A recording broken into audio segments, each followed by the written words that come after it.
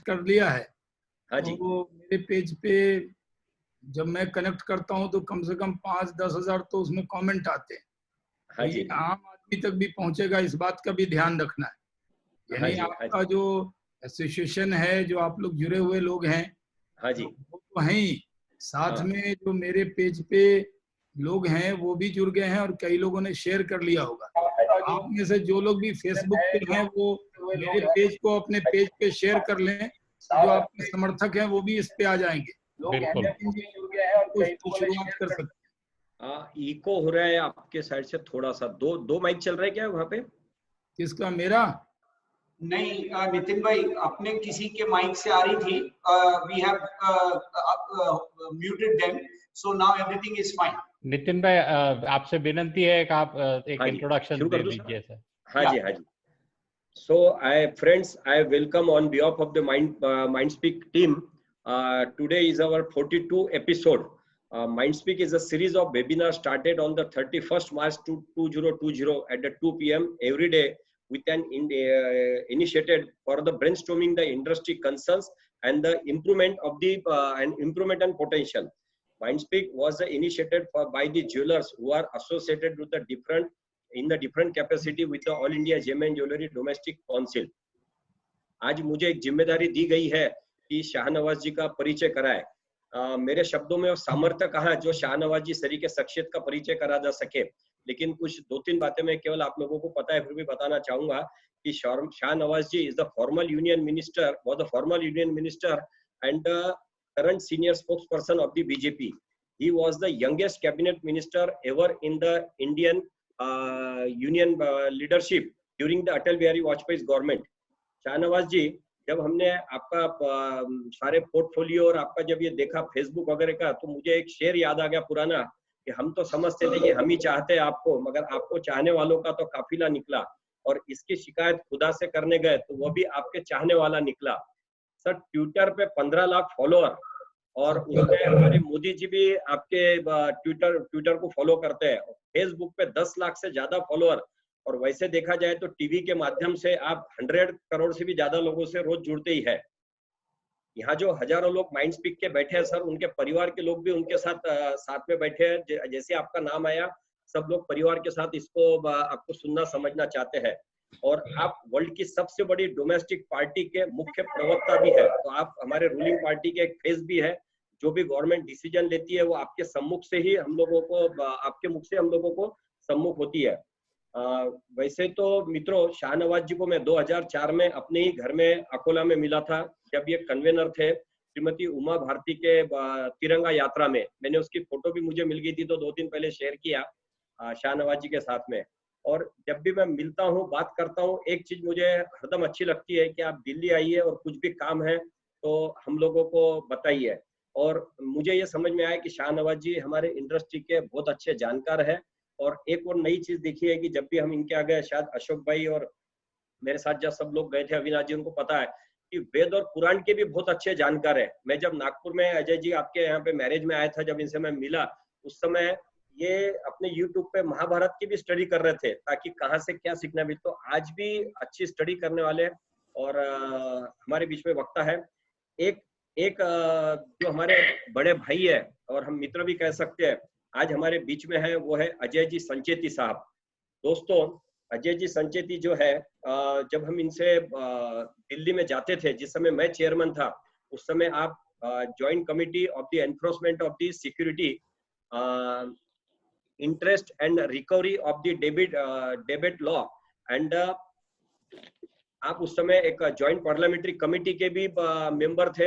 आपने anti bankruptcy law जो है उसमें भी गवर्नमेंट की बहुत मदद की है, चाहे वो जीएसटी हो, चाहे अपना 50,000 का पैन कार्ड का इशू हो। जब हरीश भाई चेयरमैन थे तब भी मुझे पता है। और आपने एक साधारण तरीके से इस बात को न लेते हुए, जब हम आपके से अप्रोच हुए तो आप बहुत साधारण लेते इसको, लेकिन आपने एक बहुत असाधारण बात हमारी इंडस्ट्री के लिए करी है। और वो 50,000 का जो पैन कार्ड का इशू था, वो आपके इंटरव्यून के बगैर सॉल्व नहीं हो सकता था। पहले आपने हमारे साथ बैठ के पूरा समझा और उसके बाद में आपने उसको जब एड्रेस किया स्वर्गीय जेटली जी के सामने, तो उसी मिनट के अंदर हमारे को रिजल्ट मिला। तो ये इंडस्ट्री आपका सदैव ऋणी रहेंगी।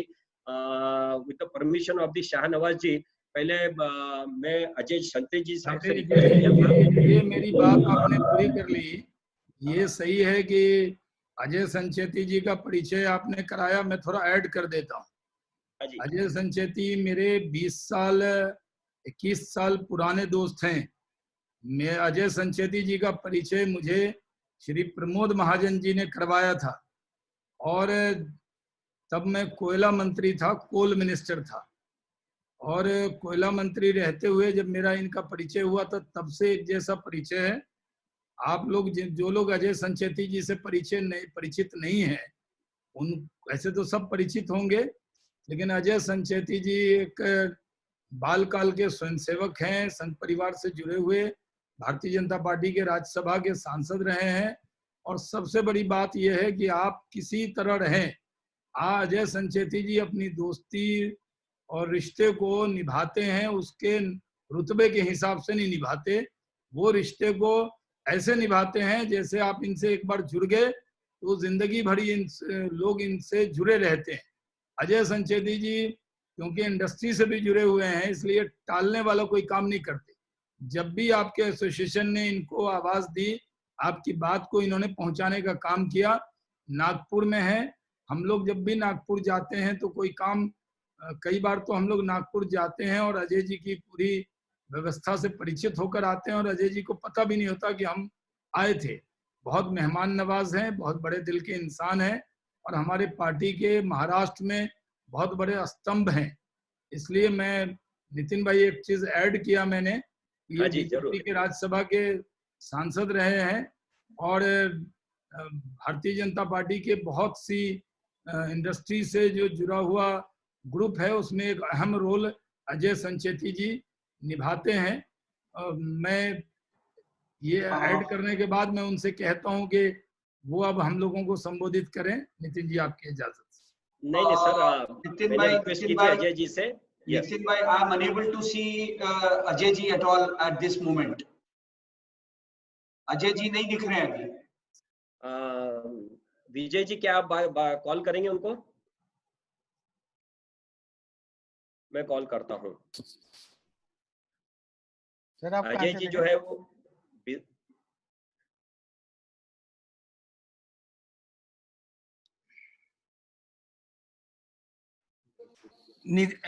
अविनाश भाई, निधि पुंगलिया के नाम से है, एक बार उनको क्या नाम बोल रहे हैं? निधि पुंगलिया। निधि, ओके ओके, अनम्यूट कर दिया सर, कर दिया अनम्यूट मैंने। आदरणीय शाहनवाज जी, नितिन भाई, अशोक भाई, मेरे समधी जी विजय चोरडिया जी, जेम्स एंड ज्वेलरी ट्रेड के सभी महानुभाव मित्रों, आपसे कुछ लोगों से दिल्ली में मिलने का मौका मिला 2012 से 18 के बीच में, जब मैं वहां था। तो ट्रेड किस समस्या से जाता है, आज भी हम सब लोग जो यहाँ इकट्ठा हुए हैं वो कोई बहुत अच्छे स्थिति में इकट्ठा नहीं हुए हैं। समय का उपयोग हम लोग कर रहे हैं ताकि भविष्य में हम लोग अपने आप को कैसे तैयार कर सकें। जो अनुभवी लोग हैं अलग अलग फील्ड के, उससे मुझे रेगुलरली अशोक भाई का भी व्हाट्सएप आते रहता है, जो भी कार्यक्रम होता है उसके अंदर में। And you have a panel of wonderful speakers with you in the different field. बहुत अच्छा आप लोगों का आयोजन है, लेकिन मैं जानता हूं कि we are passing through a extremely difficult time, specially gems and jewellery, क्योंकि एसेंशियल गुड्स में ये आता नहीं है। इसलिए इसका भविष्य कैसे होगा, इसको शायद आप भी प्रिडिक्ट नहीं कर सकते, मेरे लिए तो बहुत कठिन है। लेकिन निश्चित रूप से परिवर्तन जब आता है तो नियम भी काम करने के बदल जाते हैं पूरे की पूरे। इसलिए आने वाले समय में पॉजिटिवली अपने आप को कैसे तैयार करें, इसके लिए आप सब लोगों ने ये जो श्रृंखला शुरू की है, इसका निश्चित रूप से आप लोगों को लाभ होगा। शाहनवाज भाई ने मेरे बारे में इतना कहा, मैं आपको बताऊं, ये 24 घंटा नींद में से भी उठाओ तो यही मुस्कुराहट के साथ में उठने वाले इंसान है। ये भगवान ने उनको ये स्पेशल चीज दी हुई है, दोस्तों के दोस्त। सुख में आपके कितने याद करना है पता नहीं, लेकिन आपके साथ दुख में खड़े रहने वाले व्यक्ति है ये। मेरे तो मित्र हैं पुराने, और निश्चित रूप से भारतीय जनता पार्टी का काम इतना इन्होंने फैलाया है जिसका कोई हिसाब नहीं है। नितिन भाई ने उनके पॉलिटिकल करियर के बारे में बताया, सब कुछ किया। इनके यहाँ व्यवस्था, if you are in trouble, कहीं भी एक फोन कर दीजिए, आपका काम जो अगर होने लायक है 1% भी किसी को कह के तो काम हो गया, आप समझ लीजिए। इतने अच्छे स्पीकर आज आपके लिए उपस्थित हैं, तो मैं अब ज्यादा समय आप सब लोगों का लेते हुए मैं भी 5 मिनट से, शाहनवाज भाई मुझे एक माफी आपसे चाहिए होगी। नहीं, थोड़ा आप अजय जी इंडस्ट्री को समझते हैं, इंडस्ट्री की, बीजेपी और ये महाराष्ट्र के फेसबुक एक पर भी है, तो मेरी 1 मिनट मेरी गुजारिश है अजय जी आपसे कि आप सारी परिस्थिति पर मिलाकर बोलें। ये सही है कि इनके इश्यूज पे भी बोले पहले, और फिर देश की जो स्थिति है जो आपको मालूम है उन सब पर थोड़ा व्यापकता से बोलें। और मुझे मालूम है आप इजाजत का मतलब आप बीच में कहीं जाना चाह रहे होंगे। जी नहीं, एक दूसरी वो बीजेपी की बैठक है जूम के ऊपर ही, जिसमें देवेंद्र जी और चंद्रकांत दादा सब रहने वाले हैं, तो कुछ एनीवे शाहनवाज भाई को आप सब लोग सुनना चाहते हैं, मैं इंटरमीडिएटरी करके एक बार बात करूंगा। देश दो प्रकार की स्थितियों से जूझ रहा है, एक तो जो कोविड-19 का समस्या है हम लोगों की आप सबके सामने है, और दूसरी समस्या इसके कारण जो इकोनॉमी में उत्पन्न होने वाली है। बड़े बड़े लोगों ने ये असेसमेंट किया है कि कई लोग कहते हैं इकोनॉमी खोल देनी चाहिए। जिन्होंने, कई लोगों ने खोल दी कुछ समय में, मेरा अपना ही अनुभव, आपके ट्रेड के लोग पूरे देश में हैं, विदेश में हैं, आप चेक करिए, जिन्होंने खोला उन्होंने 90% लोगों ने फिर से बंद कर दिया। इंसान ऑफिस जाने से घबरा रहा है। आज जान की चिंता इतनी ज्यादा लग गई है सबको, क्योंकि इसका वैक्सीन अवेलेबल है नहीं। निश्चित रूप से प्रधानमंत्री जी ने जो टीम्स बनाई हैं काम करने वाली, वो लोगों से, मेरी आरबीआई गवर्नर दास साहब और फाइनेंस मिनिस्टर निर्मला जी दोनों से बात हुई। मैंने उनको बड़े स्पष्ट रूप से कहा, निर्मला जी मैं सिर्फ बीजेपी का व्यक्ति करके बात नहीं करता हूँ, आपने आज तक जितने भी अनाउंसमेंट किए उसमें जितनी भी स्टैट्यूटरी डेट्स थी उसको डिले किया है, नथिंग इज, इसमें कोई खत्म किसी चीज को किया नहीं है आपने। और जब तक आप, और मैंने बोला ये 3 महीना 6 महीने का जो डिले, व्यापारी किसी चीज का कंसेशन आपसे नहीं चाहता है। कहा व्यापारी ये चाहता है कि 6 महीने का जो एक्यूमुलेटेड हमको इंटरेस्ट देना है, ईएमआई देना है, जो भी देना है जिसको, वो आने वाले 2 साल में आप डिफर कर दीजिए, ताकि वो उस समय का भी पे कर सके और इसके इंस्टॉलमेंट भी आपको दे सके। सरकार की स्थिति ये नहीं है कि आपको पैकेज में कई चीजें फ्री दे देवे, ये स्थिति है नहीं, हम लोग गलतफहमी में ना रहें। लेकिन तो उन्होंने कहा कि नहीं अजय जी हम काम कर रहे हैं। मैंने कहा ऐसा है, आप पूरा पैकेज एक बार बनाने के बजाय, जितनी मेरी कल ही उनसे बात हुई, पूरा पैकेज बनाने के बजाय इंडस्ट्री स्पेसिफिक, उसके बाद में इन जनरल जो जो तैयार है, जो दे सकते हैं उसको अनाउंस कर दीजिए, बाकी और काम आप करते रहिए, कोई दिक्कत नहीं है। ये लॉकडाउन कितना और बढ़ेगा, इकोनॉमी की स्थिति कैसे और खराब होगी, हम बता नहीं सकते हैं अभी। इसलिए जैसे जैसे प्रॉब्लम्स बढ़ेंगे वैसे वैसे समस्या बढ़ेगी, और वैसे वैसे आपको एड्रेस करना पड़ेगा उसको। लेकिन मेरी अपनी उम्मीद है कि बहुत जल्दी, आने वाले 2-4 दिन में ही, दिस इज माय एक्सपेक्टेशन, मैं कोई कमिटमेंट नहीं कर सकता, I am not authorised to do it, but मुझे उम्मीद है कि 2-4 दिन के अंदर में इन जनरल इंडस्ट्री को राहत देने वाला कोई पैकेज आना चाहिए। मैंने उनको बार बार कहा है कि लिक्विडिटी जो बैंकों के पास है, रिवर्स रेपो रेट भी उन्होंने, बैंकों ने, आरबीआई ने कम कर दिया, इसके बावजूद भी जो पैसा अनाउंस किया वो मार्केट में आ नहीं रहा है। एलटीआरओ, उसके बाद में उन्होंने जो सब कुछ करीब 1.5 लाख करोड़ का किया, उसमें से बैंकों ने ऑक्शन से लिया ही नहीं पूरा पैसा। वो पैसा अगर एनबीएफसीज, एमएफसीज लेंगे नहीं तो वो अगर मार्केट में आएगा कैसे? लिक्विडिटी जब तक मार्केट में नहीं आती तब तक इकोनॉमी की स्थिति नहीं सुधर सकती। ये जीडीपी बीडीपी, मैंने बोला ये सब इकोनॉमिस्ट लोग जो पढ़े लिखे लोग हैं उनको बात करने दो आप। Throw the money in market, व्यापार करना सिखाने की जरूरत नहीं हम लोगों को। मैंने कहा हम आपकी इकोनॉमी ठीक कर देंगे वापस, मैंने इस भाषा में कहा उनको।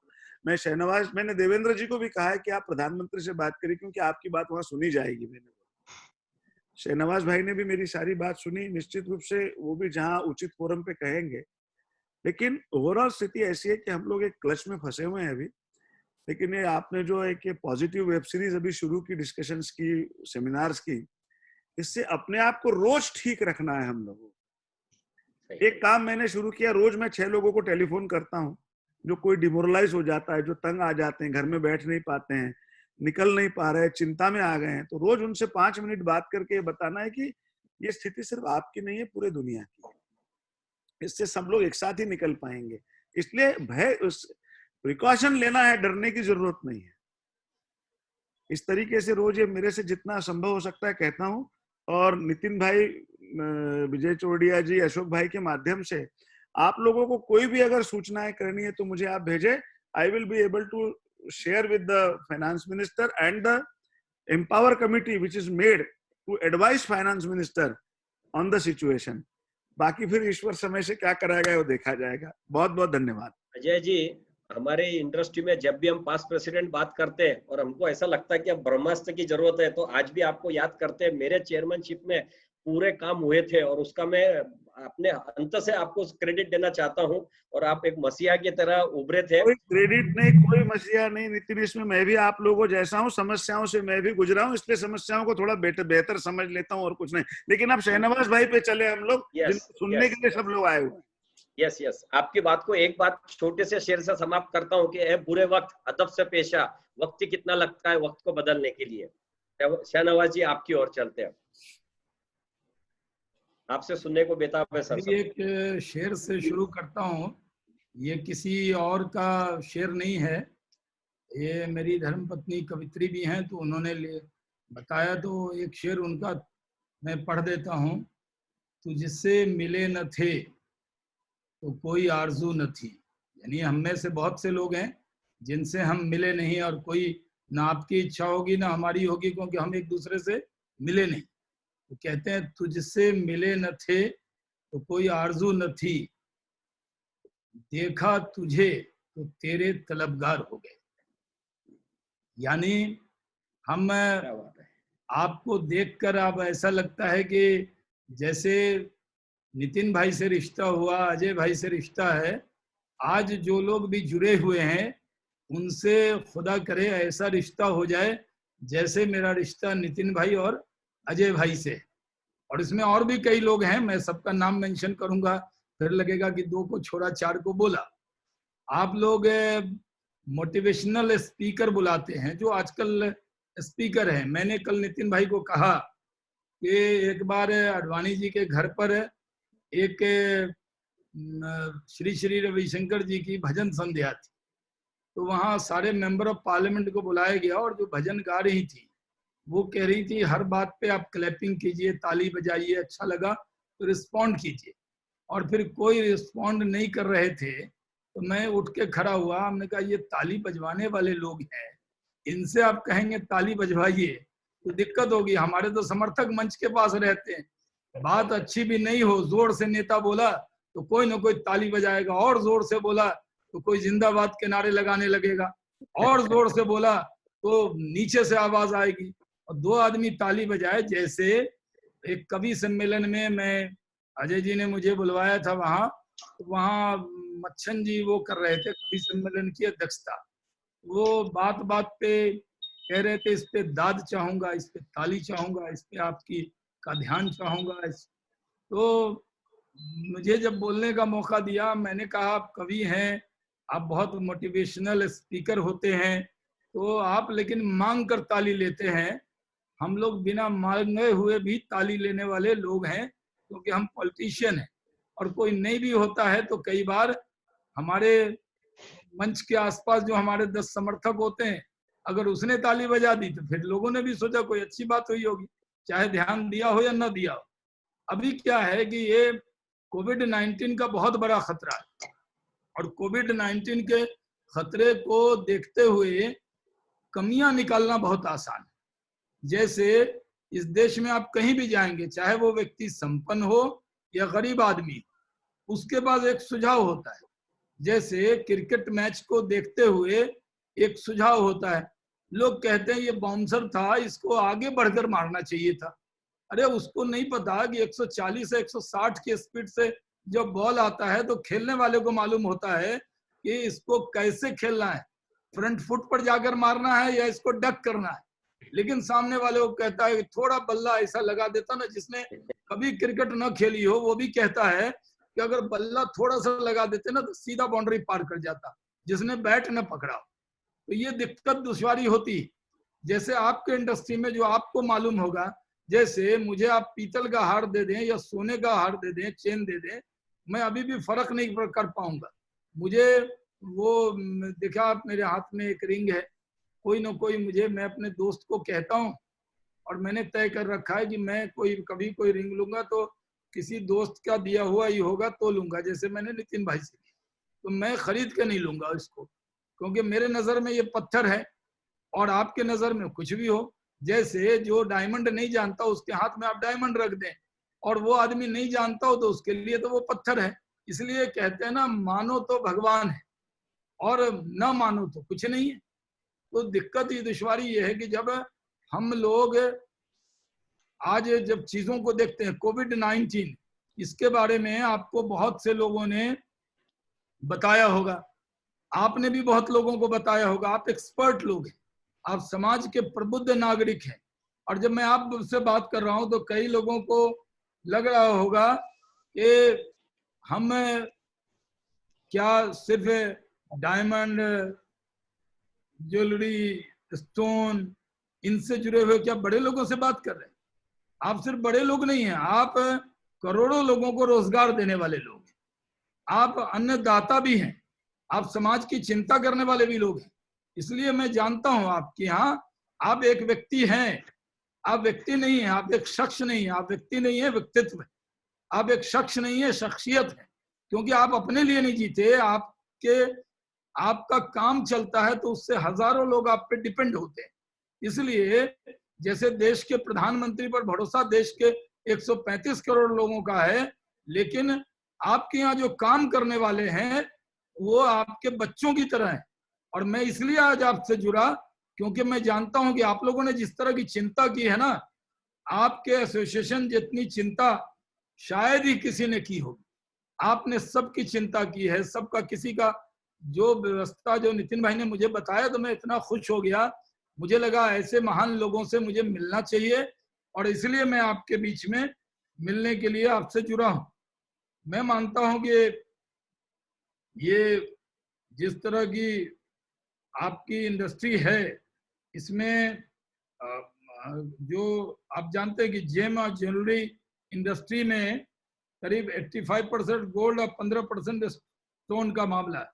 साइज जो आपके इंडस्ट्री का है, जो मैंने रिसर्च किया है, 1 करोड़ आर्टिजन और कारीगर आपके पास, जिसका फुल डाटा अवेलेबल नहीं होगा, लेकिन इतने लोग, करोड़ों लोग, 1 करोड़ मतलब एक व्यक्ति का मतलब ये जान लीजिए उसका एक परिवार जो आपके यहाँ काम करता है वो एक व्यक्ति तो नहीं है, उससे जुड़े हुए बहुत सारे लोग हैं, वो जुड़े हुए हैं और कारीगर जुड़े हुए हैं।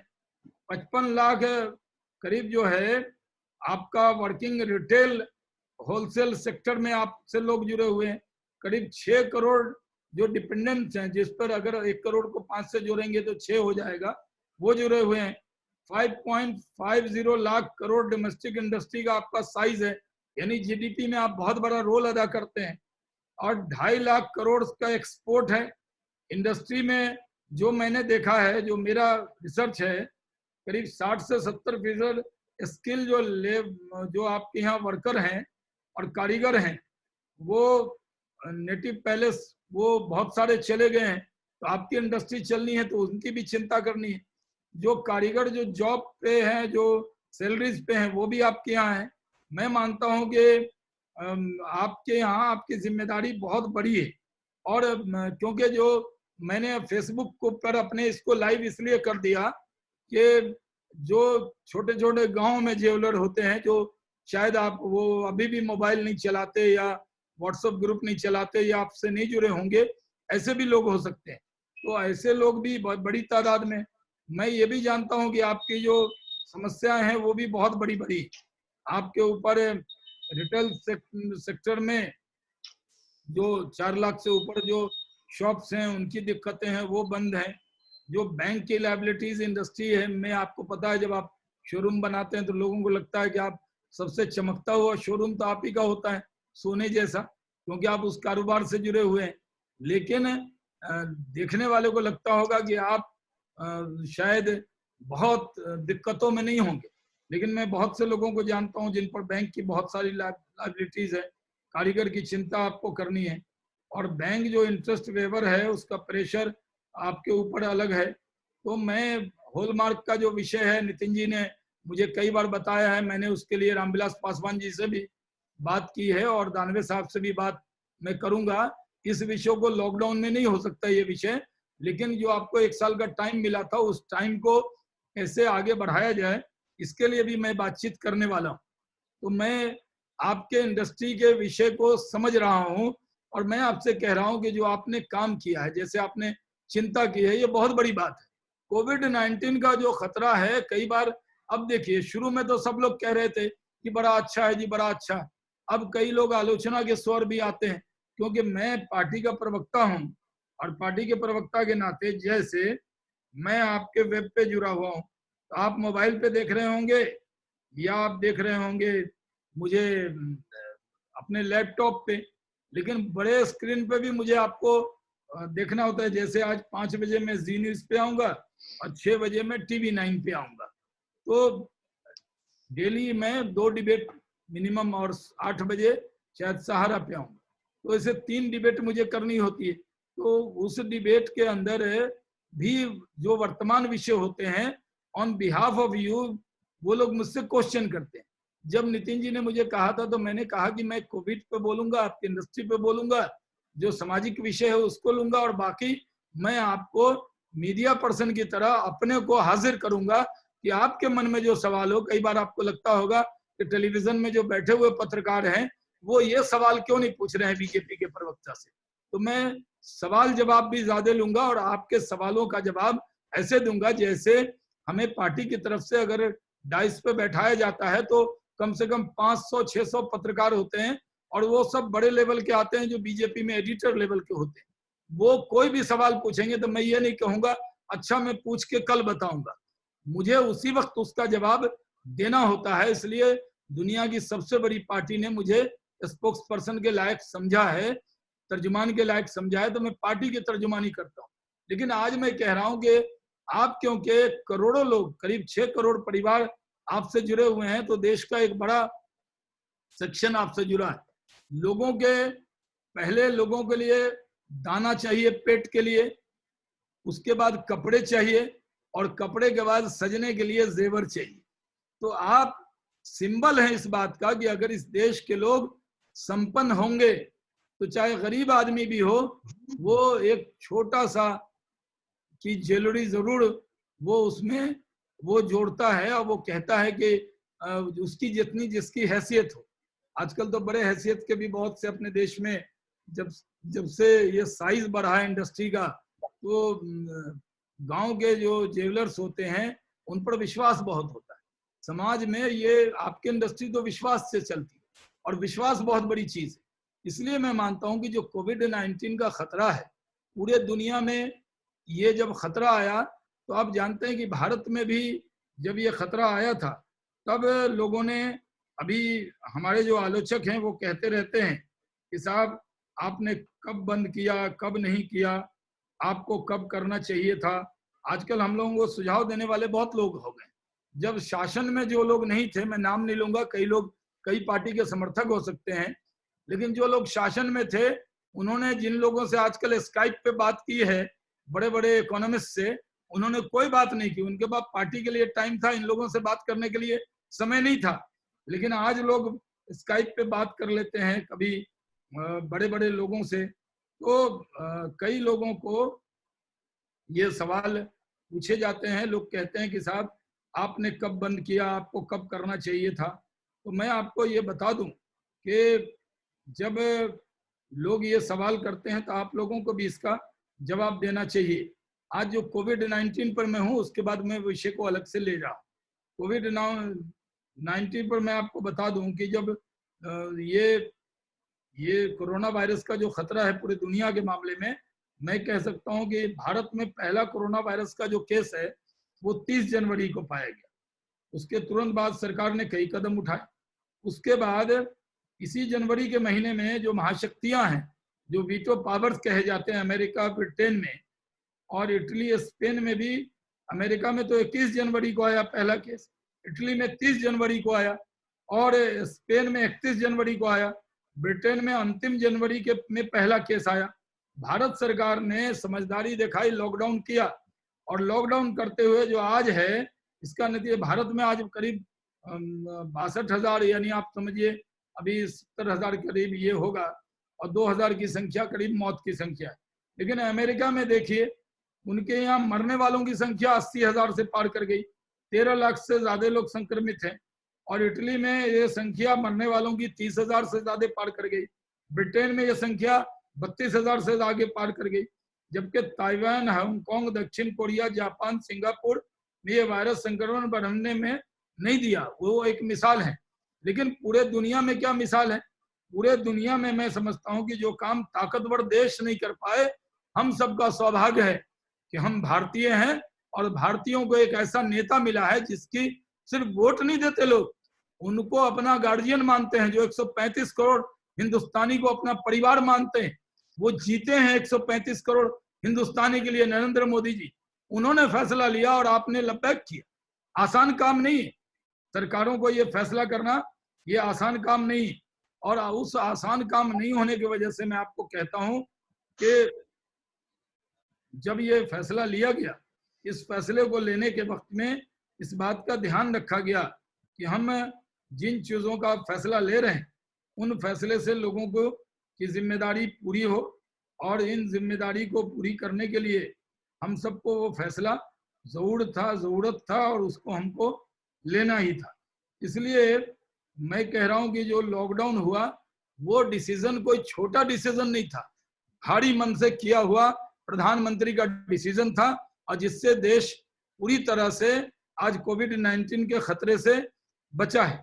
अभी मैं मानता हूं कि जो कोरोना वायरस का जो बहुत बड़ा खतरा है, आप में से बहुत से लोग एमएसएमई सेक्टर भी में जुड़ते हैं, और इसके बारे में नितिन गडकरी जी ने बहुत विस्तार से देश को बताया है कि एमएसएमई सेक्टर के अंदर हमको क्या क्या करना है। और उन चीज़ों को ध्यान में रखते हुए ये आरबीआई ने जो फ्रेश रिलीफ मेजर्स हैं, उसके टैकल पॉइंट इकोनॉमिक्स क्राइसिस में जो पॉइंट है वो आपको पता है। बहुत से आपने न्यूज़ पढ़े होंगे, आर्टिकल पढ़े होंगे, उसके बारे में मेरे पास बहुत सारा डिटेल है, लेकिन मैं इकोनॉमिस्ट नहीं हूँ, इसलिए इकोनॉमिस्ट की भाषा में मैं जवाब नहीं दूंगा। इसमें मैं आपको व्यवहारिकता के साथ आज बातचीत करने के लिए आपसे जुड़ा हूँ। मैं आपसे कहता हूँ कि कोरोना वायरस में कई लोगों ने बहुत अच्छा ध्यान रखा है, खासकर आपके एसोसिएशन को मैं बहुत हाथ जोड़कर साधुवाद करता हूँ, आपका बहुत धन्यवाद करता हूँ, आपको सैल्यूट करता हूँ। आपने अपने वर्कर की जितनी चिंता की है वो आदर्श है, उसके लिए आपकी जितनी भी प्रशंसा की जाए कम है।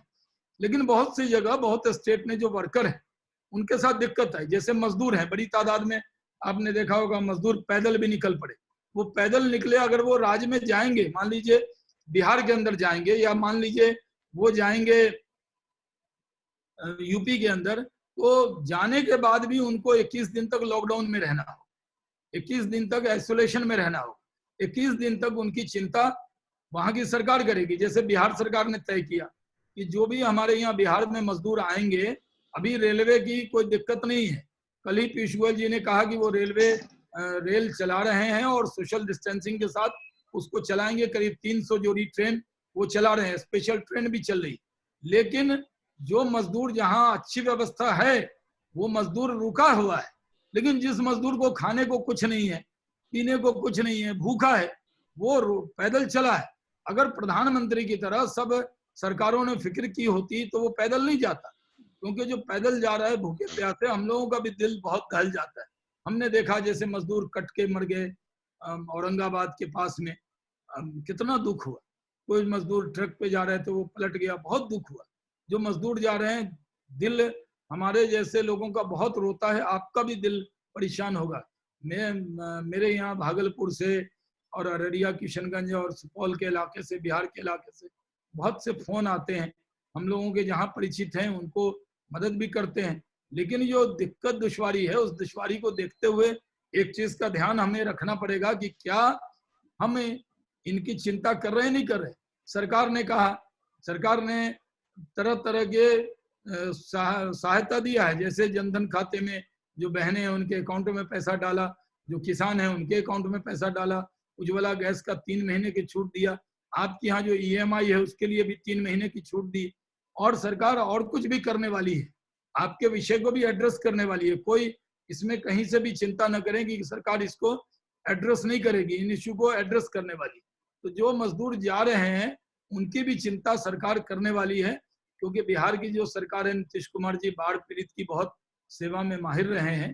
तो हम लोगों ने ब्लॉक में एक सेंटर बनाया है कि हर ब्लॉक में जो लोग जाएंगे उनको जाते ही एक टॉवेल देंगे, यानी गमछा कहते हैं उनको, खाने का बर्तन देंगे, 3 टाइम के खाने का इंतजाम करेंगे।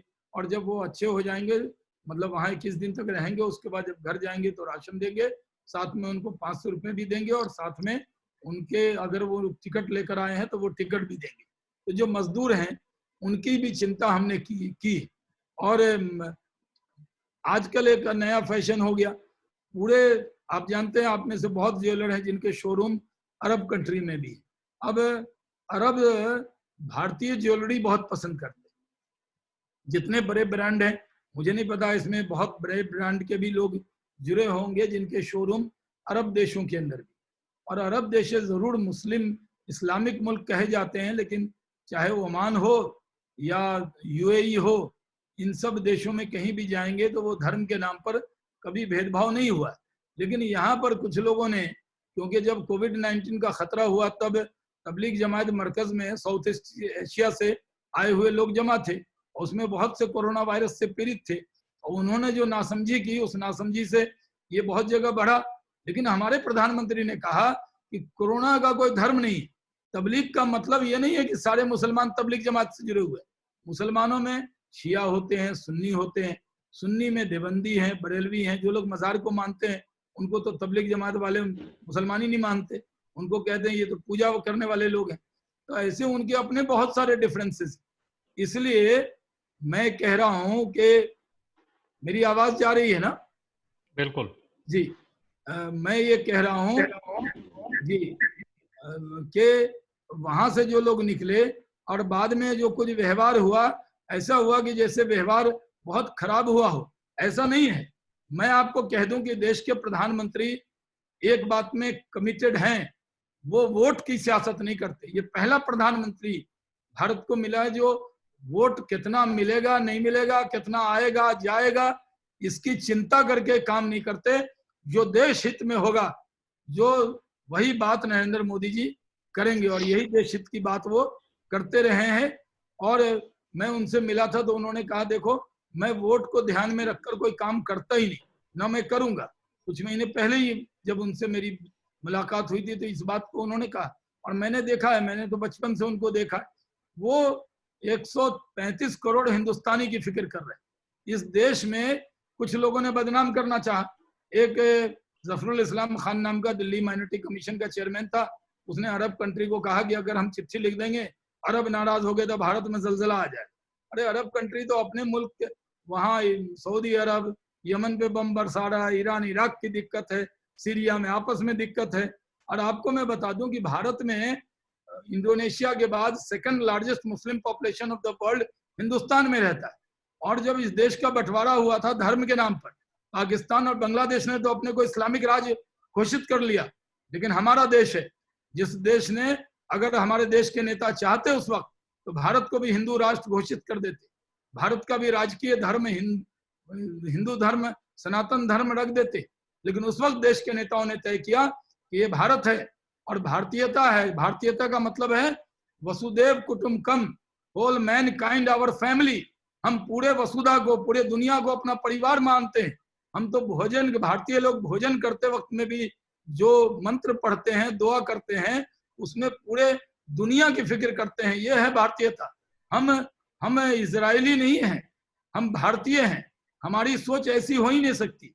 अगर हम सांप्रदायिक होते तो आजादी के बाद जितनी बड़ी तादाद में मुस्लिम यहाँ रहे नहीं रहते। तब हमने तय किया कि भारत को सेकुलर डेमोक्रेटिक स्टेट बनाना है। और जो लोग पाकिस्तान चले गए, उस वक्त मौलाना अबुल कलाम आजाद ने कहा था, ऐ मुसलमानों, अगर तुम पाकिस्तान जाओगे तुमको वहां अपना हम मजहब मिल जाएगा। जैसे मैं मुसलमान हूं और इमरान खान भी मुसलमान है, वो मेरा हम मजहब हुआ, यानी मेरा धर्म उसका धर्म एक हुआ। लेकिन वो मेरी फिक्र नहीं करेगा। मैं और नितिन खंडेलवाल जी हम वतन हैं। अगर मान लीजिए मेरी तबीयत नाशाज हो, मैं दिक्कत में हूं, तो इमरान खान फोन करेगा या इमाम बुखारी साहब मुझे फोन करेंगे, मुझे नितिन भाई फोन करेंगे, शाहनवाज जी कैसे हैं, कोई दिक्कत तो नहीं। तो ये मौलाना आजाद ने जामा मस्जिद की सीढ़ी से कहा था, ऐ मुसलमानों, तुम पाकिस्तान जाओगे, वहां तुमको अपना हम मजहब मिल जाएगा, यानी तुम्हारे धर्म का व्यक्ति मिल जाएगा, लेकिन अपना हम वतन नहीं मिलेगा। आपके गांव का हो, मान लिया आप नागपुर का हो, कोई आदमी आपके धर्म का ना हो और वो परेशान हो, और पता लगे नागपुर का है तो आप ज्यादा चिंता करो, कोई बिहार का होगा हम ज्यादा चिंता करेंगे। तो ये हम वतन का रिश्ता बहुत बड़ा होता है। इसलिए मैं कहता हूँ कि पूरे दुनिया को ये मालूम है कि भारत आज एक ऐसा देश है जिसके अंदर सबको बराबर का अधिकार है। इसलिए मैं कई बार जो लोग परेशान होते हैं, मान लीजिए 2 सब्जी वाले को किसी ने पीट दिया, इसका मतलब ये थोड़ी है कि पूरे भारत के हिंदू खराब हो गए। कई लोग ऐसा दुष्प्रचार करते हैं। इसलिए मैं भारत के मुसलमानों को कहता हूँ कि मौलाना अल्लामा इकबाल ने कहा था, सारे जहां से अच्छा हिंदू सिता हमारा, यानी हम सारे जहां से अच्छा मेरा देश है।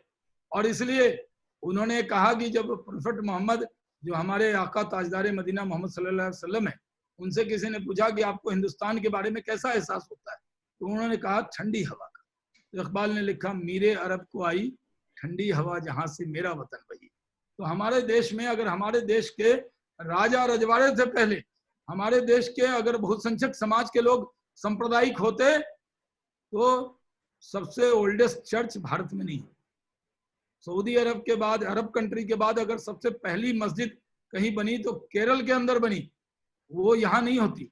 और आज भी मैं बहुत जिम्मेदारी से कहता हूँ, ये मैंने 2000 में पार्लियामेंट के फ्लोर पर कहा था कि भारत के मुसलमानों के लिए भारत से अच्छा देश, हिंदू से अच्छा दोस्त, भारत से अच्छा संविधान और नरेंद्र मोदी से अच्छा नेता नहीं मिलेगा। जो एक नजर से देखते 135 करोड़ हिंदुस्तानी को, आप में से जितने लोग हैं आप सांप्रदायिक है क्या? आप फरका प्रस्त होते? आपके यहाँ तो कारीगर बड़ी तादाद में बंगाल से भी आते हैं, कई जगह से आते हैं, मुस्लिम कम्युनिटी के आते हैं। आप तो हुनर देखते, जिसका हुनर अच्छा वो आपका, जो ईमानदार हो वो आपका, जो ईमानदारी से आपके काम आए वो आपका। अगर ये देखते तो नितिन जी मैं आपका दोस्त नहीं होता। आप कहते नहीं शाहनवाज जी मेरा तो आपका 2004 का रिश्ता है, मैं आपके घर पे रुका हूँ। जब उमा भारती जी की तिरंगा यात्रा थी तो अनंत कुमार जी, मैं और उमा भारती जी आपके घर पे रुके और तब से रिश्ता है।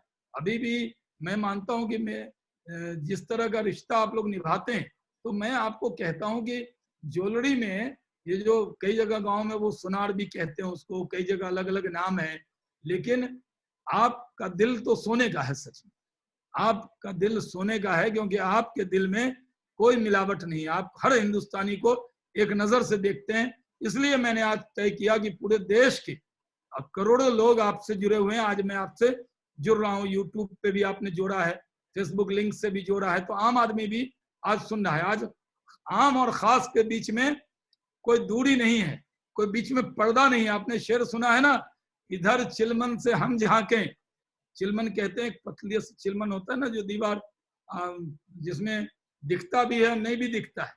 तो शायर ने कहा, इधर चिलमन से हम झांके, उधर चिलमन से तुम झांको, लगा दो आग चिलमन को, ना हम झांके न तुम झांको। यानी कोई बीच में नहीं है। आज की जो फेसबुक लाइव है, जो जूम मीटिंग है, इसमें गांव का गरीब आदमी भी देख रहा है। हमारे 17-18 लाख के करीब फॉलोअर हैं मेरे ट्विटर पे, वो भी देखेंगे। हमारे फेसबुक पे 8 लाख लोग हैं और उसमें कई जगह ये शेयर हुआ है, तो करीब करोड़ों लोगों के बीच में जो 1-1 करोड़ लोग जिसको फॉलो करते हैं, उन्होंने मुझे फॉलो कर रखा है। तो ये बहुत व्यापक मीटिंग है। मैं नितिन जी से कह रहा था कि आज आप बड़े निराश ना हो, क्योंकि आप तो बड़े बड़े नामी गिरामी मोटिवेशनल स्पीकर बुलाते हैं, और हम लोग तो मोटिवेशनल स्पीकर नहीं है। हम लोग तो एक मामूली बीजेपी के कार्यकर्ता को आज आपने बुलाया है, तो हम लोग आपका क्या मोटिवेशन करेंगे? जो बड़े बड़े प्रोफेशनल हैं वो आपका मोटिवेशन करके गए। इसलिए मैं कहता हूं कि आज जो ये जफरुल इस्लाम खान ने कहा कि दुबई को कह देंगे तो जलजला आ जाएगा, हमने कहा कोई जलजला नहीं आएगा। दुबई का, यूएई का सबसे बड़ा अवार्ड किसको मिला?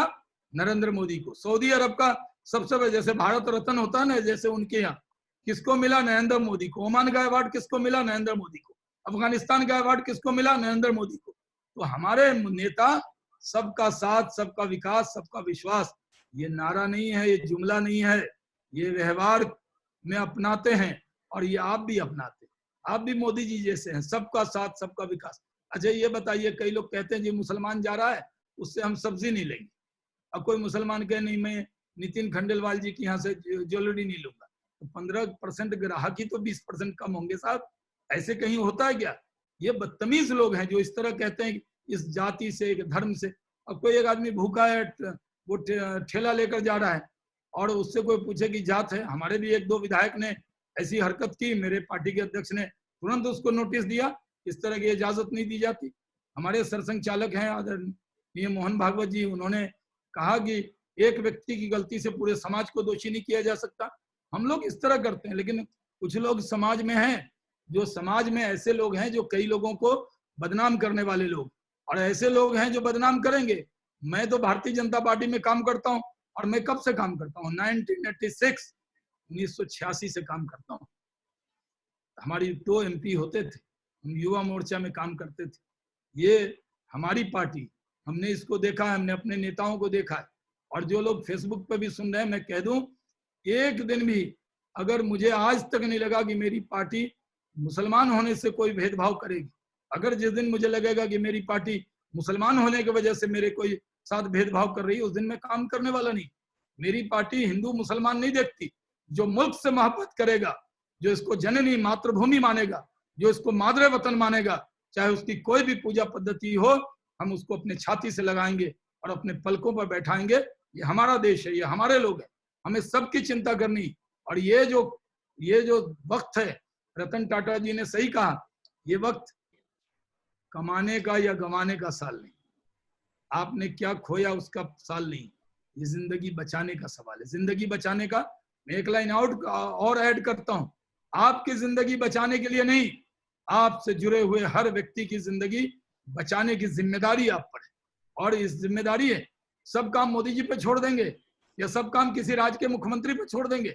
आप मोदी जी हैं, अपने गांव के मोदी जी आप हैं, अपने समाज के मोदी जी आप हैं। ये देश लोकतांत्रिक देश है, हमने जिसको नेता चुना उसकी बात को हम नहीं मानेंगे तो हम कैसे चलेंगे? उस बात को हमें मानना होगा। ये सुभाष जी कहाँ चले गए? सुभाष भोला जी की कुर्सी खाली दिख रही है केसरिया में, हाँ दिख गया। आप उठेंगे तो मैं शॉर्ट कर दूंगा, मुझे लगता है जैसे हम कहीं भाषण के लिए जाते हैं सुभाष जी, तो जब देखते हैं पब्लिक इधर उधर होने लगी तो हम लोग तुरंत भाषण को शॉर्ट कर देते हैं, हमें पब्लिक का बहुत अंदाजा होता है। लेकिन मैंने आज इनसे कहा था, नितिन जी से, उनकी पूरी टीम से, कि देखिए आप, हम आज कोई ऐसा विषय लेंगे जो सामाजिक तौर पे जब क्वेश्चन आंसर होगा तो मैं आपके विषय को लूंगा। लेकिन मैं कहता हूं कोविड-19 के खतरे को हम बहुत मजबूती से लड़ाई लड़ रहे हैं। आप लोग जहां भी हैं, आप समझिए 2020 में आपने नहीं कमाया, जो 3 महीने कमाए भी थे, या समझिए 1 साल पहले भी आपने नहीं कमाया। आपको ये सब समाज को देना। कहता है ना, ये देश, आपने सुना है ना, पहले आपने गीता सार पढ़ा है ना, क्यों व्यर्थ चिंता करते हो, किससे डरते हो, क्या आपने लिया, जो लिया यहीं से लिया। तो आप जब आप महाभारत बड़े शौक से देखोगे, वो श्री कृष्ण का संदेश बड़े शौक से सुनोगे, तो जो कुछ अगर आप याद करो, आप अपने पुराने 10 साल 15 साल पुराने दिन को, तो इस देश ने ही आपको बनाया है। अब आप देश को जरूरत आपकी, सिर्फ बॉर्डर पर जुड़े हुए जो फौजी हैं वही देश के लिए रक्षा करेंगे, आप नहीं करेंगे।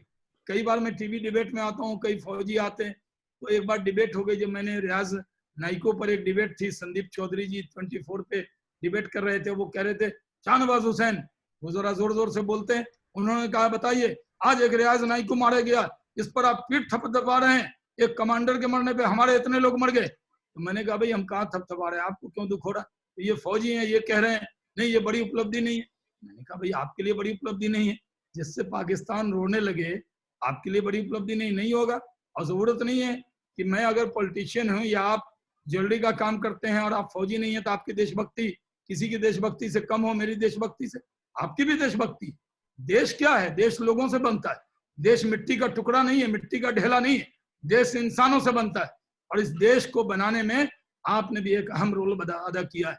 इस देश की जीडीपी को बढ़ाने में बड़ा रोल अदा किया है। मैं जानता हूं आप में से बहुत से लोग ज्वेलरी एक्सपोर्ट भी करते हैं, और वो जो पैसा आता है, जो टैक्स आता है, वो गरीबों तक पहुंचता है, गरीबों को काम भी देते हैं, टैक्स भी देते हैं, और फॉरेन एक्सचेंज रिजर्व में भी आपका बहुत बड़ा रोल होता है। मेरे पास अभी 4 मिनट और है, मुझे 1 घंटा दिया था माइंड स्पीक ने, नितिन जी ने, तो मैं 4 मिनट और लूंगा। और नितिन जी इशारा करेंगे, अगर 2-4 मिनट देंगे तो जवाब में ले जाऊंगा। तो मैं ये कह रहा हूँ कि ये देश हमारा देश है, ये हमारे लोग हैं, हम फिक्र करेंगे, पूरा देश की फिक्र नहीं कर पाएंगे। फिक्र किसकी करना है? हमारा, मेरा देश मेरा गांव। आपने फिल्म देखी थी ना, मेरा गांव मेरा देश।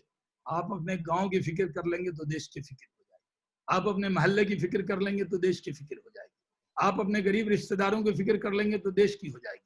आप अपने पड़ोसियों की फिक्र कर लेंगे तो देश की हो जाएगी। आप अपने वर्कर की फिक्र कर लेंगे तो देश की हो जाएगी। और देश का पद्मश्री से बड़ा अवार्ड है। कुछ अवार्ड होते हैं जो दिए जाते हैं, कुछ अवार्ड ऐसे होते हैं जो लिए जाते हैं। ये अवार्ड आप खुद ले सकते हैं कि हमने काम किया। आपकी आने वाली पीढ़ी याद करेगी कि हमारे दादा जैसे 1900 पहले 100 साल में ये बीमारियां आती, 1920 में भी आई थी, 1820 में भी आई थी। प्लेग का वक्त था, सूखा भी साथ आ गया था, 1.5 करोड़ से ज्यादा भारतीय मर गए थे। तब लोग क्या कहते हैं? एक सेठ था जो बड़ा कंजूस था, उसने किसी को खाना नहीं दिया। और फिर कौन याद करते? उनकी पीढ़ी याद करती है। हमारे दादाजी उस वक्त जब पूरे देश के अंदर इतनी बड़ी घटना हो रही थी, उन्होंने अपना जितना खजाना था गरीबों में बांट दिया था, गरीबों को दे दिया था, किसी को भूखा रहने दिया। उनके बच्चे भी आज गर्व से कहते हैं हमारे दादाजी ऐसे थे।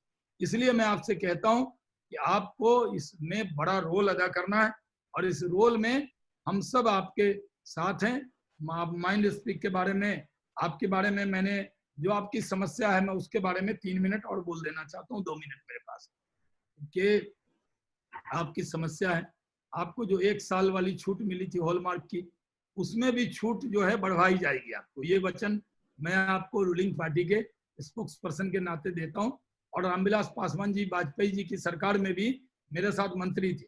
और मैं आपको बता दूं, रामविलास पासवान जी जो बीजेपी से जुड़े 2014 में, वो मैंने ही उनसे जाकर पहले बात की थी, फिर मैंने नरेंद्र भाई से बात की, फिर मैंने राजनाथ जी से बात की, सुशील मोदी जी से बात की, उस वक्त बिहार के प्रभारी थे धर्मेंद्र जी, उनसे बात की, और फिर रामविलास जी भारतीय जनता पार्टी से जुड़े, मेरे उनसे बहुत अच्छे रिश्ते हैं, वो मेरे बड़े भाई की तरह हैं। मैं आपके डेलीगेशन को लेके मैं जाऊंगा। तो मैं बीजेपी का तर्जुमान तो हूं, लेकिन जो दुनिया की सबसे बड़ी पार्टी का तर्जुमान हो सकता है, प्रवक्ता हो सकता है, क्या आपकी तर्जुमानी में नहीं कर सकता, जिससे इतने लोग जुड़े हुए हैं? तो मैं आपकी भी तर्जुमानी करूंगा, आपकी भी बात को पहुंचाने का काम वहां करूंगा। ये वचन आपको देता हूं। अभी ज्यादा फिक्रमंद मत होइए, सरकार पूरी तरह आपके साथ है, सरकार ईमानदारी से साथ है। इस देश के साथ बहुत बड़ी अपॉर्चुनिटी भी है कि जब कोविड-19 के खतरे में चाइना पूरे दुनिया में एक्सपोज हो रहा है, तो भारत के लिए एक माहौल बन रहा है। भारत एक अच्छा, एक बहुत बड़ी परिस्थिति भारत के लिए बनी है। इस परिस्थिति को हम जोड़कर देख सकते हैं। हम उस चुनौती को स्वीकार करेंगे। पूरे दुनिया की इंडस्ट्री यहाँ आए, इसके लिए भी आप सब सहयोग करें, उनसे बातचीत करें। आप में से बहुत से लोग अलग अलग काम भी कर रहे हैं। मैं आपको बहुत साधुवाद देता हूँ। रमजान का मुबारक दिन है। रमजान में लगातार 1 घंटा बोलना, और आपको पता है सहरी के बाद फिर 7 बजे ही रोजा खुलेगा। लेकिन मैंने कहा कि वो मेरा व्यक्तिगत मामला है। जैसे पूजा आप करते हैं तो आपके और भगवान के बीच का मामला, मेरा और मेरे खुदा के बीच का मामला है कि मैं कैसे करता हूँ। हम लोग बीजेपी में काम करते हैं तो कई लोग तो हम लोगों के बारे में पता नहीं क्या क्या लिखते रहते हैं। आपको पता है कि समाज में जहाँ आपकी मोहब्बत मिलती है, कुछ लोगों को नफरत का भी हमें शिकार होना पड़ता है, और उन नफरतों के शिकार होने के बाद भी हमारी हिम्मत न कम होगी। हमारा एक मकसद है, समाज के अंदर बहुत से लोग हैं जो समाज को तोड़ेंगे अपनी तकरीरों से, बहुत से लोग हैं जो समाज में दरार पैदा करेंगे, डायनामाइट लगाएंगे। लेकिन शाहनवाज हुसैन लेकर चलता है फेविकोल। जिंदगी का मकसद बहुत बड़ा नहीं। 30 साल की उम्र में मंत्री, 32 में भारत के इतिहास में सबसे कम उम्र का कैबिनेट मंत्री, 3-6 विभाग का मंत्री रह चुका हूँ, भाजपा का प्रवक्ता हूँ। भाजपा की जो 10 लोगों की बॉडी है, सेंट्रल इलेक्शन कमेटी जो पार्लियामेंट्री बोर्ड कहते हैं आप, वो जहाँ तय होता है किसको राज्यसभा लोकसभा देंगे, किसको एमएलए बनाएंगे, उस कमेटी का पार्टी ने हमको मेंबर बनाया है। तो मेरे मन में मेरी पार्टी के लिए बहुत सम्मान है। मेरे जिंदगी का मकसद कोई बड़ा पद नहीं है। मेरे जिंदगी का मकसद है समाज में जो गलतफहमी है उसको दूर किया जाए, और मेरे जिंदगी का एक बहुत बड़ा मकसद है इस देश की जो भारत माता की 2 आंखें हैं, हिंदू और मुसलमान इसमें से एक भी कमजोर होगी तो भारत माता की शक्ल अच्छी नहीं लगेगी। इसलिए इन दो आंखों को जोड़ कर रखना, इनके बीच में ब्रिज बनना, समाज के अंदर जो एपीजे अब्दुल कलाम, मौलाना अबुल कलाम आजाद ने जो रास्ता दिखाया है, जो नरेंद्र मोदी जी का दिखाया हुआ रास्ता है, सबका साथ, सबका विकास, सबका विश्वास, इस रास्ते पर चलना और जिसकी जितनी क्षमता है उसको लेकर चलना। कांतिलाल जी तो लगता है हमारी तरह जो है देर रात में बहुत सोए नहीं है, और मैं उनको देख रहा हूँ, और लेकिन इतने संयम से आपने मुझे सुना। मैंने आप मैं फिर से अभी आप ध्यान रखें, ये लॉकडाउन को माने। अगर लॉकडाउन के बारे में कोई फैसला अभी प्रधानमंत्री जी करने वाले हैं सारे मुख्यमंत्री के साथ, अगर लॉकडाउन में छूट मिले भी तब भी अपने बच्चों के खातिर, समाज के खातिर आप घर में रहिएगा। आप ये नहीं सोचिए चलते हैं जरा अपने दोस्त के यहाँ मिलाते हैं जाकर, कहीं ऐसा कोई करे कि नहीं चलते हैं हम इनसे मिलाते हैं, ऐसा मत कीजिएगा। जैसा लॉकडाउन में सख्ती है, सोशल डिस्टेंसिंग का, फिजिकल डिस्टेंसिंग का पूरा ध्यान रखिए। इस देश में सबकी चिंता कीजिए, सबको लेकर चलिए, और जो नरेंद्र मोदी जी एक नेता बनकर जो संदेश देते हैं उसको स्वीकार कीजिए। कुछ ना कुछ रहेगी, आपके नजर होते हैं। देखिए हम सब की नजर है ना, हम में से कई लोगों को कई हीरो अच्छे लगते हैं, कई आप में से कई हीरोइन अच्छी लगती है। अगर आपको लगती तो मान लीजिए कांतिलाल जी को लग रही है, तो फिर ये कमल कोठारी जी को क्यों नहीं लग रही? नजर तो वही है लेकिन नजरिया बदल जाता है। जैसे आप एक किसी को देख रहे हैं तो आपको एक औरत एक माँ के तौर पे दिख रही है बेटे को, एक को बहन के तौर पे दिख रही है, एक को वो भाभी के तौर पे दिख रही है, एक को वो दोस्त के तौर पे दिख रही है, क्योंकि देखने का अंदाज अलग हो जाता है, नजरिया अलग हो जाता है। नजर तो एक है। अगर आप आलोचना करना चाहेंगे, आप चाहेंगे नहीं कमियां निकालना, तो आपको शाहनवाज हुसैन में भी कमी लगेगी, आपको मोदी जी में भी कमी लगेगी। अगर आप अपने नजर को पॉजिटिव रखेंगे तो हर कोई अच्छा लगेगा। इसलिए घर पे रहिए, सुरक्षित रहिए, अपना बहुत ख्याल रखिएगा, हमसे जुड़े रहिएगा। मैं अपना फेसबुक का, ट्विटर का अकाउंट नितिन भाई को दे दिया है।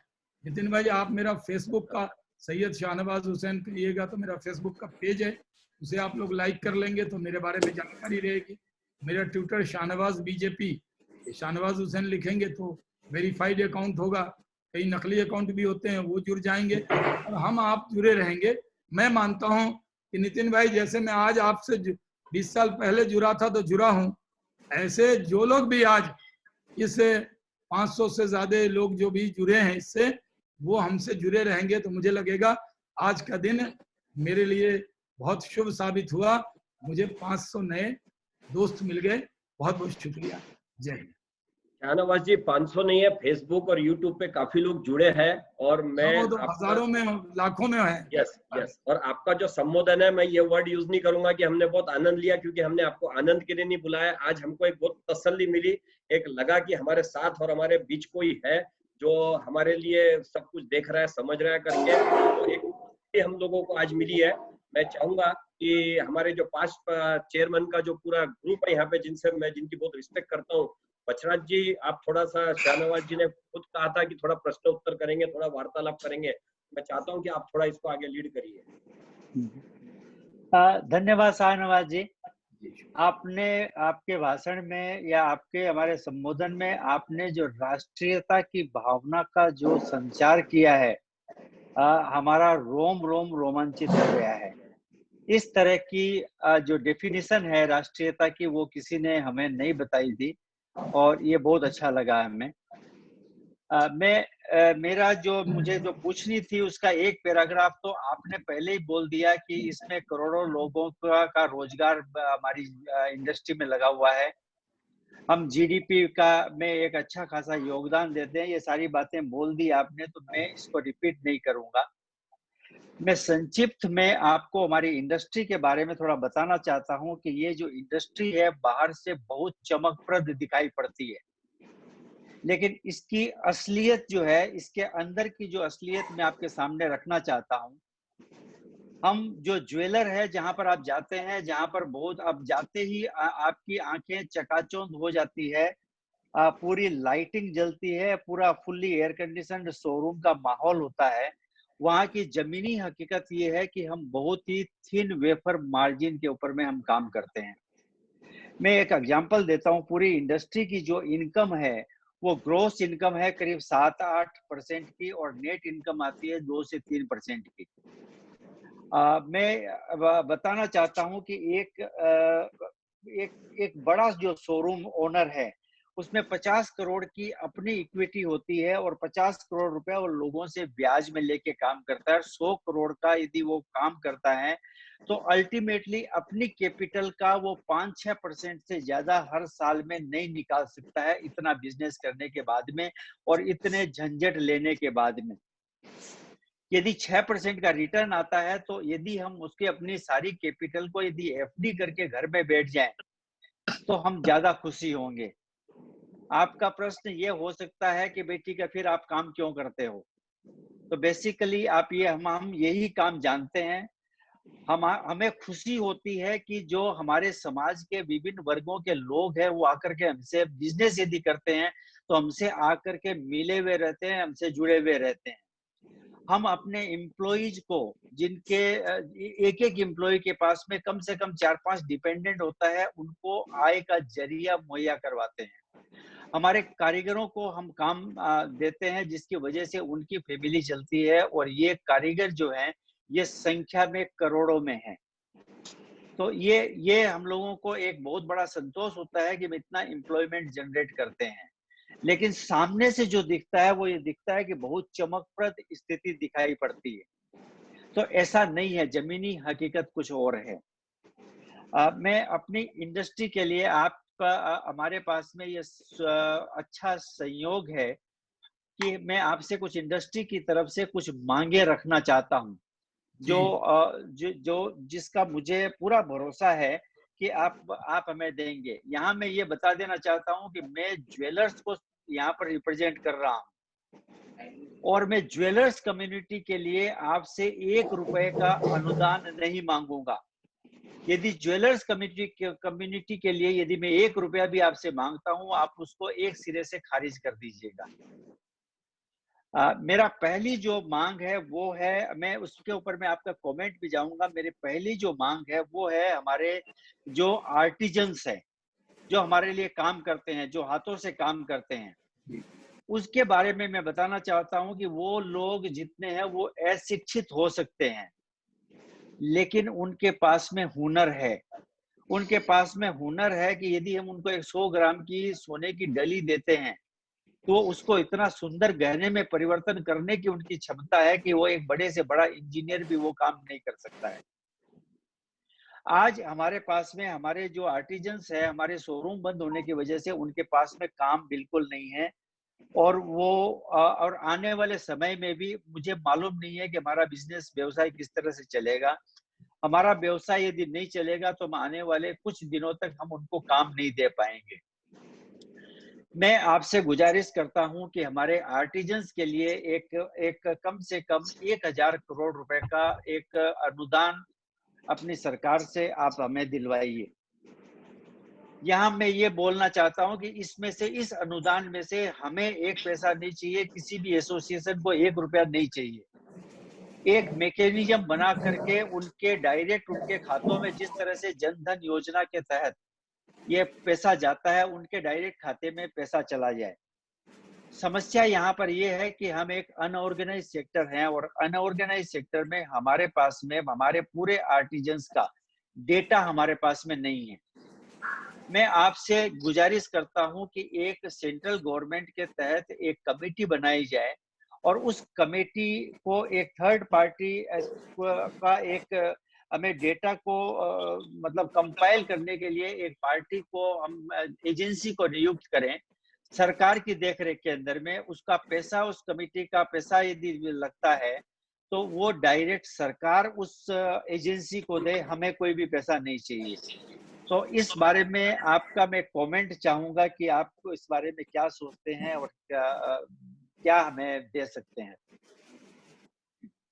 नहीं, आपका देखिए बहुत अच्छा सुझाव है, क्योंकि जो एमएसएमई सेक्टर है आपके ये महाराष्ट्र के नितिन गडकरी जी उसके मंत्री हैं और उन्होंने जो आर्टिजन हैं उनकी चिंता पूरी तरह की जाएगी। आप जानते हैं कि ऐसे भी जब मैं भारत सरकार मंत्री था तभी मैं टेक्सटाइल मिनिस्टर भी रहा हूँ, तो उस वक्त मैंने आर्टिजन क्रेडिट कार्ड बनाया था। ऐसा सरकार के पास बहुत बड़ा डाटा है और उस डाटा में जो आपके पास भी डाटा है उसको लेकर सरकार ये मदद कर सकती है। और ये संदेश में नितिन जी तक और कॉमर्स मिनिस्टर पीयूष गोयल जी को और प्रधानमंत्री जी के तक, फाइनेंस मिनिस्टर तक पहुंचा दूंगा। ये मैं आपको कहता हूँ, अभी आपने बताया है, ये सब बातें आप लिख कर भेज दें तो बहुत अच्छा है। और मेरे यहाँ ये मेरे बताया गया है कि मेरे यहाँ भागलपुर से भी हरिओम ज्वेलर्स वाले राजेश वर्मा जी, सचिन ज्वेलर वाले अमित शाह जी, ये सब कई लोग जुड़े हुए हैं। तो अगर वो नाम दिख रहा हो तो एक बार उनको भी एक बार जोड़ लीजिएगा नितिन। अन्य सब सर, भागलपुर के कनेक्शन से मैं भी आपसे मानसिक तौर पर जुड़ा हुआ हूँ। राजेश जी वर्मा मेरे रिलेटिव ही हैं। आप वहां पर मोंटी जी को और अनिल कडेल को भी जानते होंगे। हाँ, सब हमारे से जुड़े हुए हैं। हाँ बिल्कुल, आपसे जुड़े हुए हमारे रिलेटिव ही है और मैं मानसिक तौर पर आपसे जुड़ा हुआ हूँ। कभी बहुत ज्यादा मौका नहीं मिला है आपसे मिलने का, लेकिन अब भविष्य में मिलेंगे जरूर। वो राजेश जी जुड़े हुए हैं, अभी इस पे मुझे मैसेज किया कि हाँ वो हाँ मीटिंग में जुड़े हुए हैं। हाँ हाँ। दूसरा मुद्दा सर मैं आपके पास में ध्यान में लाना चाहता हूँ कि एक हमारे पास में एक स्कीम होती है गोल्ड मेटल लोन की, जिसमें बैंक ज्वेलर्स को गोल्ड मेटल लोन के रूप में देता है और वो उसको 180 दिन के बाद में उसको इंडियन रुपी में पे करना होता है। ये इसमें मोरेटोरियम तो आपने आरबीआई ने जो अनाउंस किया था उसमें मान लीजिए 3 महीने का मोरेटोरियम उसमें बढ़ाया गया था कि जो भी लोन पेमेंट की जो अवधि है उसको 3 महीने तक बढ़ा दिया जाए। लेकिन इसमें बैंक्स जो है वो बैंक अपनी मनमानी कर रहे हैं और 3 महीने तक उसको नहीं बढ़ाया जा रहा है। 3 महीने का जो आपने मोरेटोरियम जो गवर्नमेंट ने आरबीआई ने जो अनाउंसमेंट किया था वो किया था जब हमारे पास में हमने 25 मार्च को 21 दिनों का लॉकडाउन हुआ था तब। उसके बाद में हमारा लॉकडाउन 2 और लॉकडाउन 3 भी खत्म होने को आ रहा है, तो ये 3 महीना ये इसमें सफिशिएंट नहीं होगा। मैं आपसे गुजारिश करता हूं कि उस लोन की अवधि को मान लीजिए जो भी लोन मेच्योर हुए हैं 25 मार्च के बाद में, उसको लोन की अवधि के बाद में 180 दिनों का फर्दर उसमें और मोरेटोरियम दिया जाए। मैं आपसे इसमें लोन वेबर की बात नहीं करता हूं, मैं इंटरेस्ट वेबर की भी बात नहीं करता हूं। हम इंटरेस्ट भी देंगे, पूरी प्रिंसिपल भी चुकाएंगे, लेकिन उस अवधि को कम से कम बढ़ा दिया जाए, ये मेरी रिक्वेस्ट है। जब लोगों का ये लोन जब लॉकडाउन बंद हुआ उसके बाद ये सुझाव था, तो 2-3 भी हो गया है तो लोगों ने इसी तरह के सुझाव पहले भी आए हैं हाँ कि हाँ तो क्योंकि आपने लॉकडाउन भी बढ़ाया है तो थोड़ा इसको भी खिसकाएं। तो हाँ हाँ हाँ। सुझाव पहले से हम लोगों के पास हैं और ये बात मैं आपकी पहुंचा दूंगा जी। ठीक है साहब, धन्यवाद। दूसरा एक चीज और मैं आपसे जो मांग करता हूँ वो ये करता हूँ कि जिनके बैंकों में जिनके 25 करोड़ तक का लोन है उनमें बिना एडिशनल कोलेट्रल के 25% उनका कम से कम लोन की क्रेडिट लाइन है वो बढ़ा दी जाए, क्योंकि आने वाला जो समय है वो आने वाला समय हमारी इंडस्ट्री के लिए, जो आपने बिल्कुल सही कहा कि आने वाली हमारी इंडस्ट्री के लिए ये बहुत ही एक टेस्टिंग पीरियड होगा। और जिनका मैं बहुत ज्यादा बड़ा लोन है उनकी बात नहीं करता हूं, लेकिन 25 करोड़ रुपए तक का जिनका लोन है उनकी क्रेडिट लाइन 25% तक यदि बढ़ा दी जाए तो उनको व्यापार करने में, खुलने के बाद में व्यापार करने में और अपने आउटस्टैंडिंग क्लियर करने में ये बहुत बड़ी सुविधा हो जाएगी। नहीं, सही, आपका सुझाव अच्छा है, मैं सही जगह। अच्छा, तीसरी और चीज है कि वेब हम ये आपसे मांग करते हैं कि जो इंटरेस्ट है उसको 31 दिसंबर तक का वेब कर दिया जाए, और वेब नहीं हो तो कम से कम जो इंटरेस्ट पे करते हैं उसमें कम से कम 6% का मान लीजिए छूट दी जाए। कम इंटरेस्ट उनके रेट ऑफ इंटरेस्ट है वो कम कर दी जाए, ताकि हम उसको अच्छी तरह से हम पे कर सकें और किसी भी तरह का डिफॉल्ट ना हो।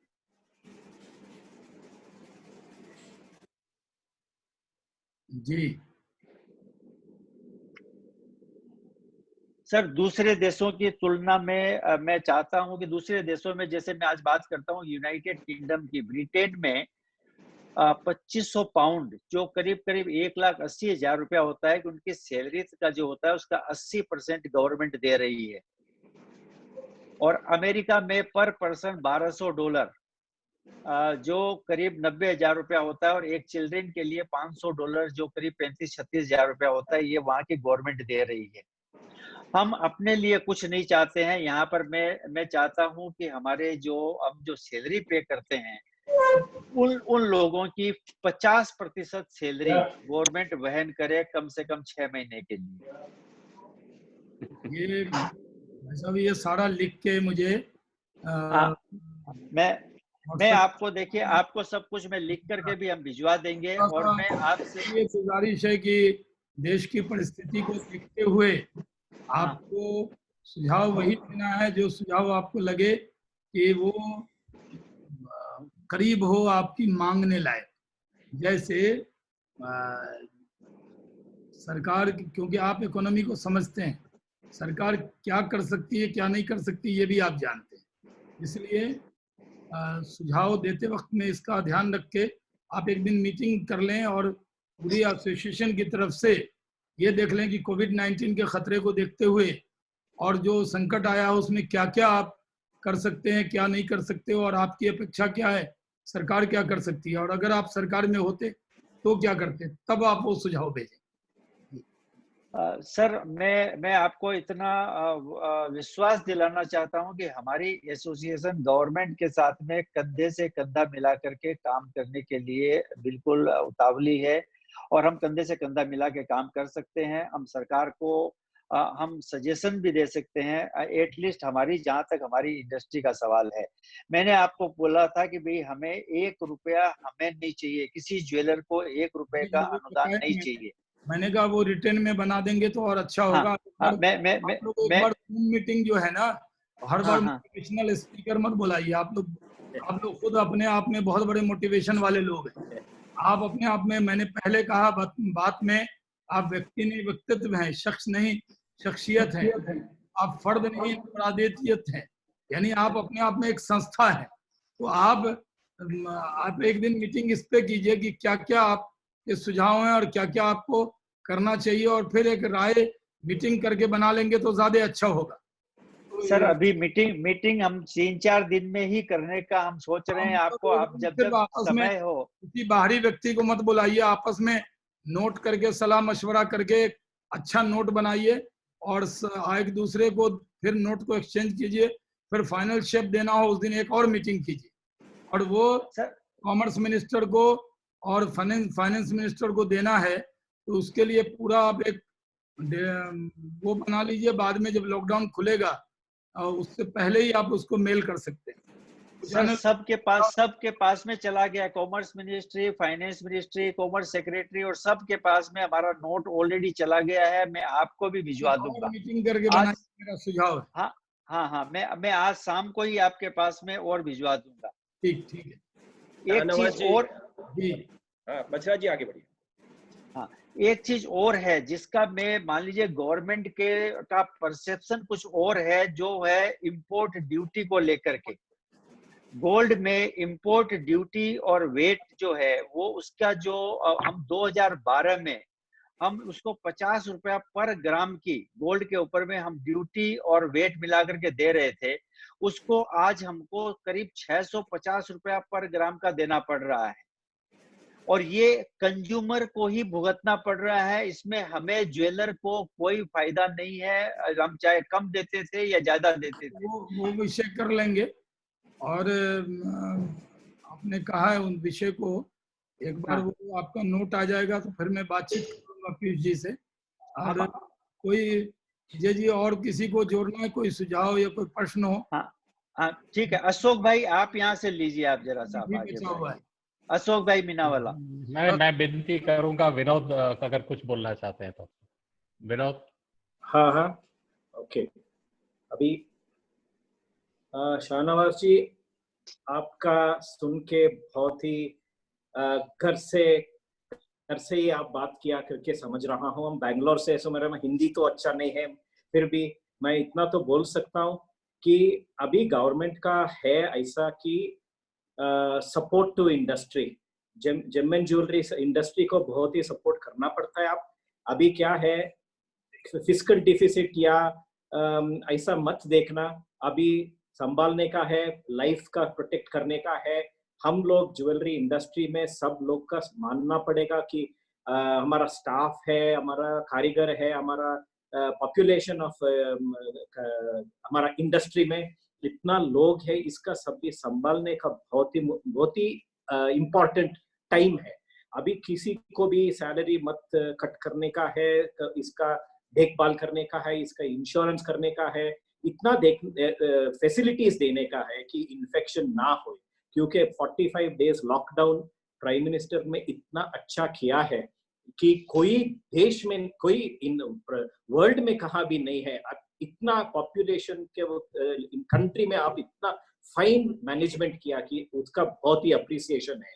अभी क्या है, बिजनेस में खाली कॉस्ट ऑफ बिजनेस कहाँ से आता है, थोड़ा स्टेट का पावर का होता है। वो स्टेट में पावर में मिनिमम चार्जेस, वो सभी स्टेट का पावर प्रॉब्लम होता है। वो कोई स्टेट बहुत अच्छा संभाला है, कोई स्टेट थोड़ा वो मिनिमम चार्जेस कर रहा है, उसका कॉस्ट बढ़ रहा है। नेक्स्ट है रेंट का, वो भी इन बिटवीन पार्टीज का है। सो आपका नहीं है, मगर गवर्नमेंट बहुत ही अच्छा सा डायरेक्शंस दे रहा है, किसी को ज्यादा प्रेशर नहीं डालने का है, रेंट का डिमांड नहीं करने का, वो भी अच्छा है। अभी क्या होता है, सैलरीज होता है, अभी 15,000 का लिमिट है वो पीएफ एंड ईएसआई का। मैं इतना तो सजेशन दे रहा हूँ और रिक्वेस्ट कर रहा हूँ कि खाली ओनली 15,000 का नहीं, विदाउट लिमिट वो सैलरीज का रजिस्टर्ड पीएफ एम्प्लॉइज को पीएफ ईएसआई में उसका सपोर्ट कर लेना। खाली only don't limit it to 15,000, क्योंकि 15,000 का बहुत ही कम होता है, बहुत ही लोग कम होता है इम्पैक्ट का। आजकल 15,000 मिनिमम वेजेस हो जाता है।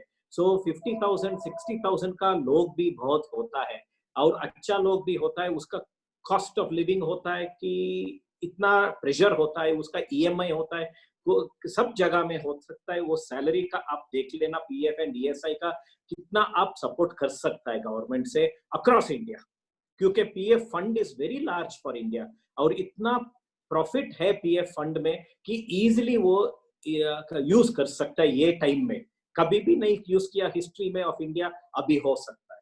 और ओवरहेड होता है रनिंग कॉस्ट, क्या हो सकता है अभी समझ लेना, पार्शियल लिफ्ट आउट हो सकता है। पार्शियल लिफ्ट आउट में ओवरहेड्स भी संभालना पड़ेगा सब लोग, और बिजनेस नॉर्मल नहीं आएगा at least 6 months, at least 8 months, 1 year, तो ये 2021 का साल ही चला जाता है। सो ओवरहेड कंट्रोल के लिए इंटरेस्ट का बहुत ही होता है सब इंडस्ट्री में, खाली ज्वेलरी में नहीं है, सब इंडस्ट्री में है। वो उसमें आप कितना हो सकता है, वो कुछ वेवर ड्यूरिंग द लॉकडाउन हो सकता है, वेवर कर लेना during lockdown. Post lockdown interest reduction या सबवेंशन, अभी बचराज जी ने बहुत अच्छा बात किया, वो भी आप थोड़ा you have to take a little cognisance of that matter. और गोल्ड लोन 35% या 40% of the gem and jewellery industry gold loan का संभाल यूटिलाइज करता है। वो गोल्ड लोन में क्या होता है, पेमेंट डेट हो जाता है, पेमेंट करना ही पड़ता है। कोई बैलेंस शीट अच्छा रहता है कि बैंक उसको सपोर्ट कर लेता है और रोल ओवर कर सकता है, नहीं तो सीसी को कन्वर्ट कर सकता है, कैश क्रेडिट को कन्वर्ट कर सकता है। कोई कम थोड़ा मुश्किल हो सकता है, उसका रेटिंग अच्छा नहीं रहेगा कि उसका ऑलरेडी एक्सपोजर ज्यादा रहेगा, कुछ भी। अभी फेल नहीं होना है, कोविड से हमारा इंडस्ट्री नहीं फेल होना है। फाइनेंशियल मिसमैनेजमेंट में फेल होगा तो वो दूसरा बात है।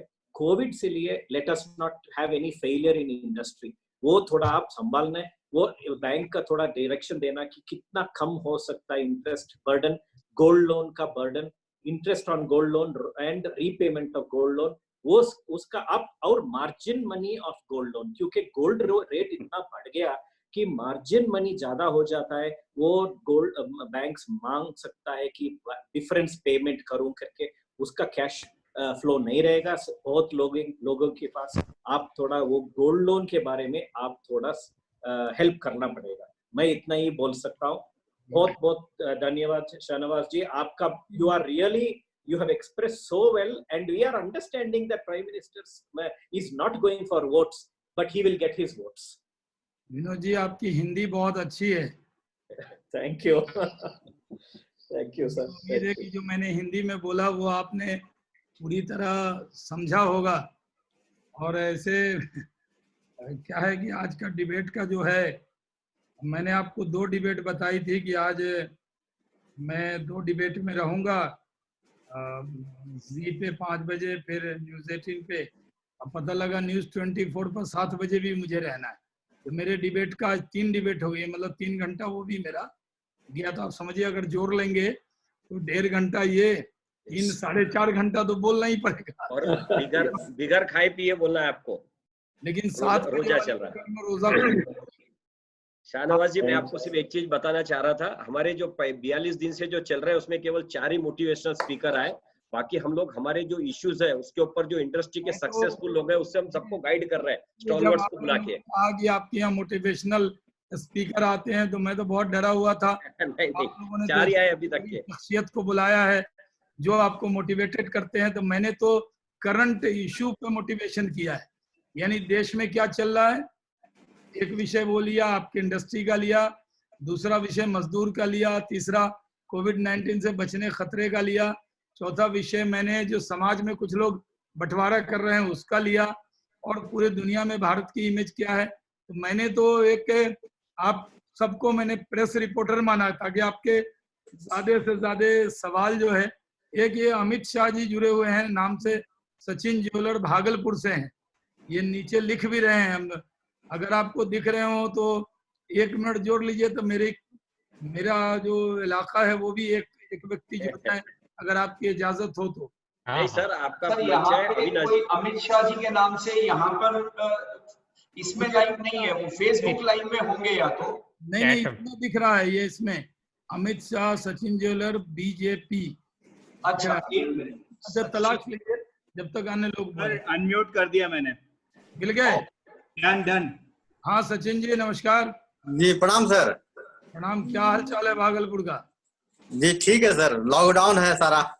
नहीं, आपने सुन लिया, मैंने कहा कि चलिए नितिन जी अपने गांव वाले को जोड़ रहे हैं, हम भी अपने गांव वाले को जोड़ रहे हैं। बहुत बहुत धन्यवाद सर इसके लिए। देखिए देश के सारे बड़े बड़े लोग, ज्वेलरी इंडस्ट्री के जो टाइगर माने जाते हैं वो सब जी उसके साथ आपको भी जोड़ा है।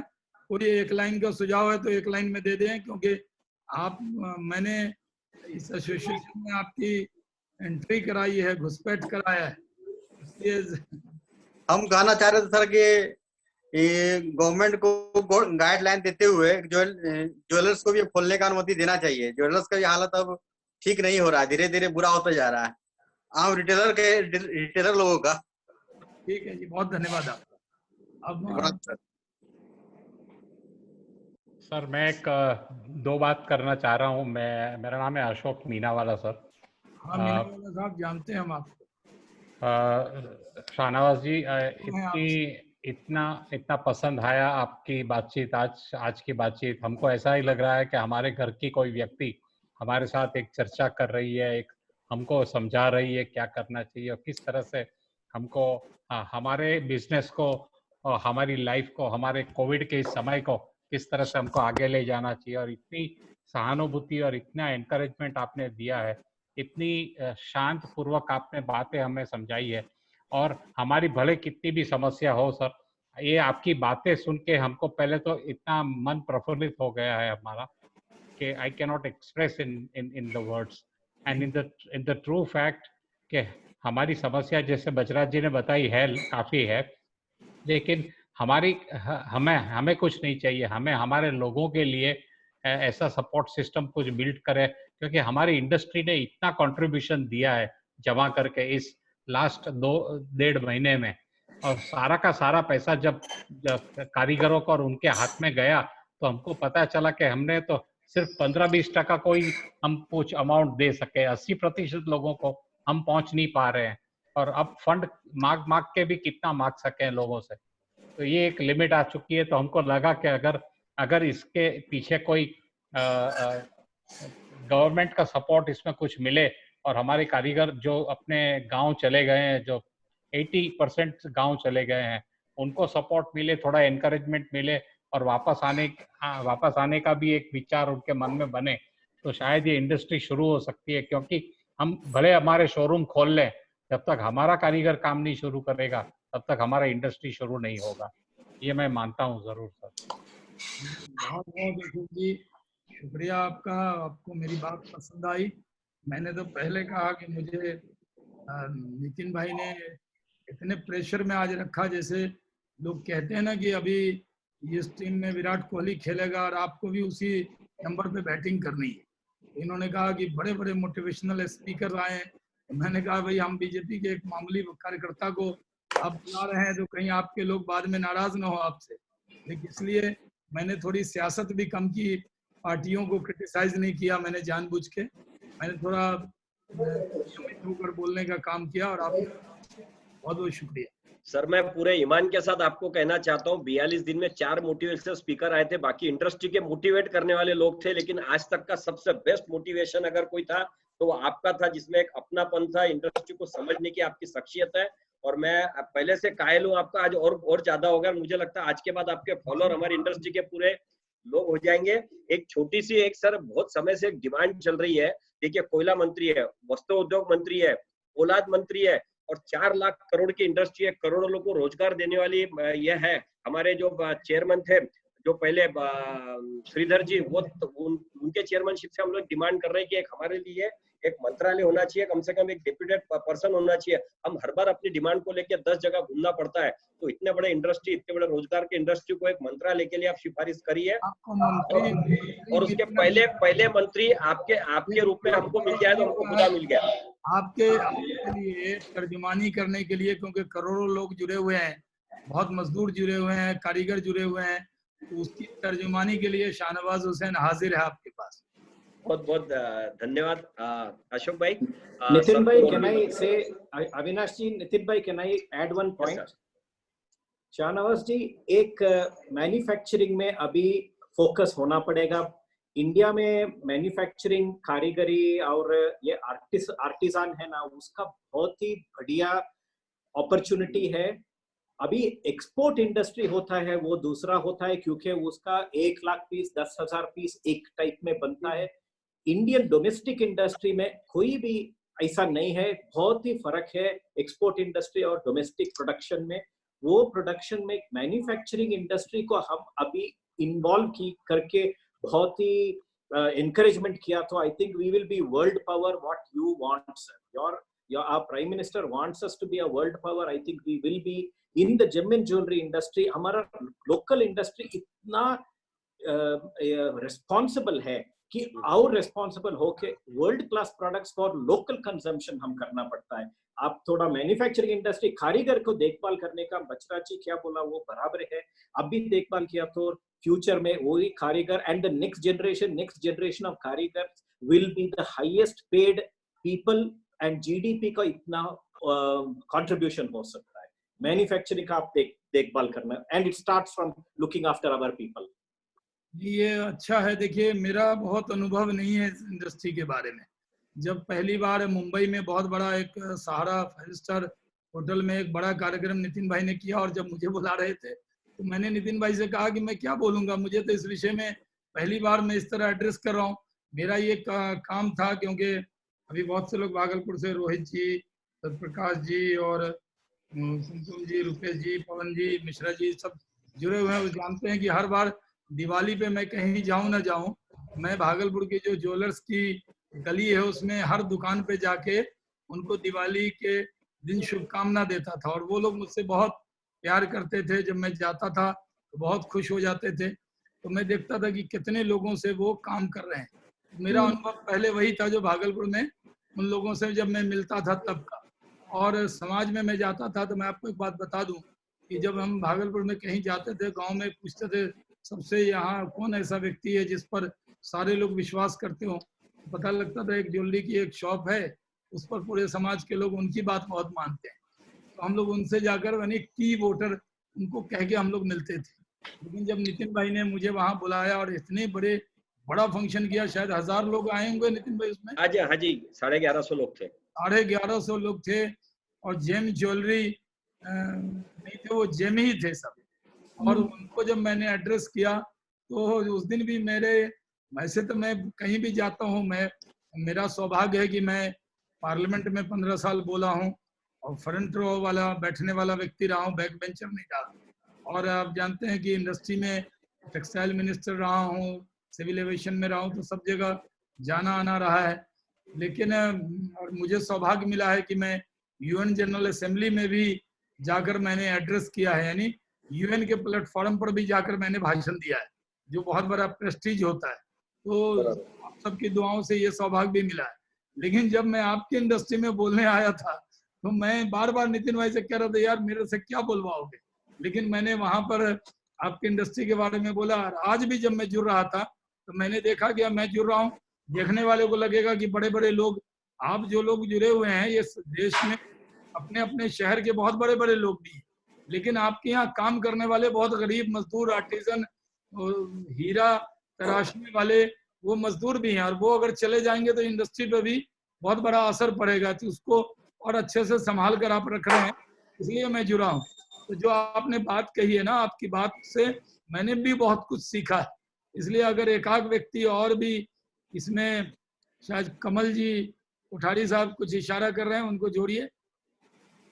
सर, आपके भागलपुर के जितने भी ज्वेलर्स हैं ना, उनको हम एक वेबिनार करके, जो हम लोग इस वेबिनार के अलावा भी स्थानिक लोगों से इंटरेक्ट होते हैं कि आपको पोस्ट लॉकडाउन क्या करना चाहिए, क्या नहीं करना चाहिए, प्रोफेशनल मैनेजमेंट, उसका वेबिनार हम आपके साथ में उनके लोगों का भी लेना चाहेंगे, आपको पूरा उनको अपडेट कर लेंगे। जी जी जी।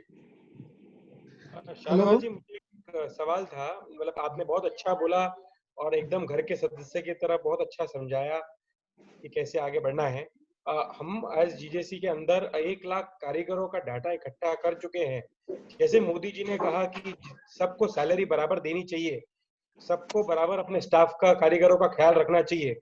मुझे लगता है ये इंडस्ट्री उसी तरीके से आगे बढ़ रही है और उसी तरीके से अपने आजू बाजू सबका ख्याल रख रही है। लेकिन जैसे हम आगे बढ़ रहे हैं, सब कारीगर का एक क्षमता है हमारी इंडस्ट्री की इस लॉकडाउन पर अपने स्टाफ के अलावा कारीगरों को संभालने की।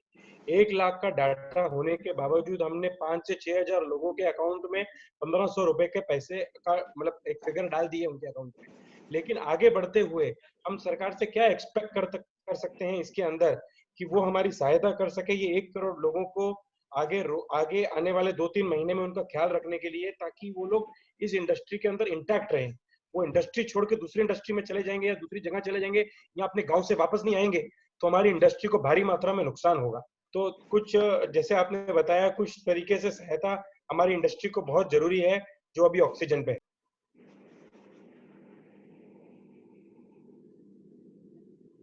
आवाज चली बात। शाहनवाज जी, और एक बात है, ये अभी माइग्रेंट लेबर बोलता है ना हम लोग, कि ये माइग्रेंट लेबर क्यों, वो कहाँ काम करते हैं, वो घर नहीं समझते, वो वापस जाने का देख रहा है।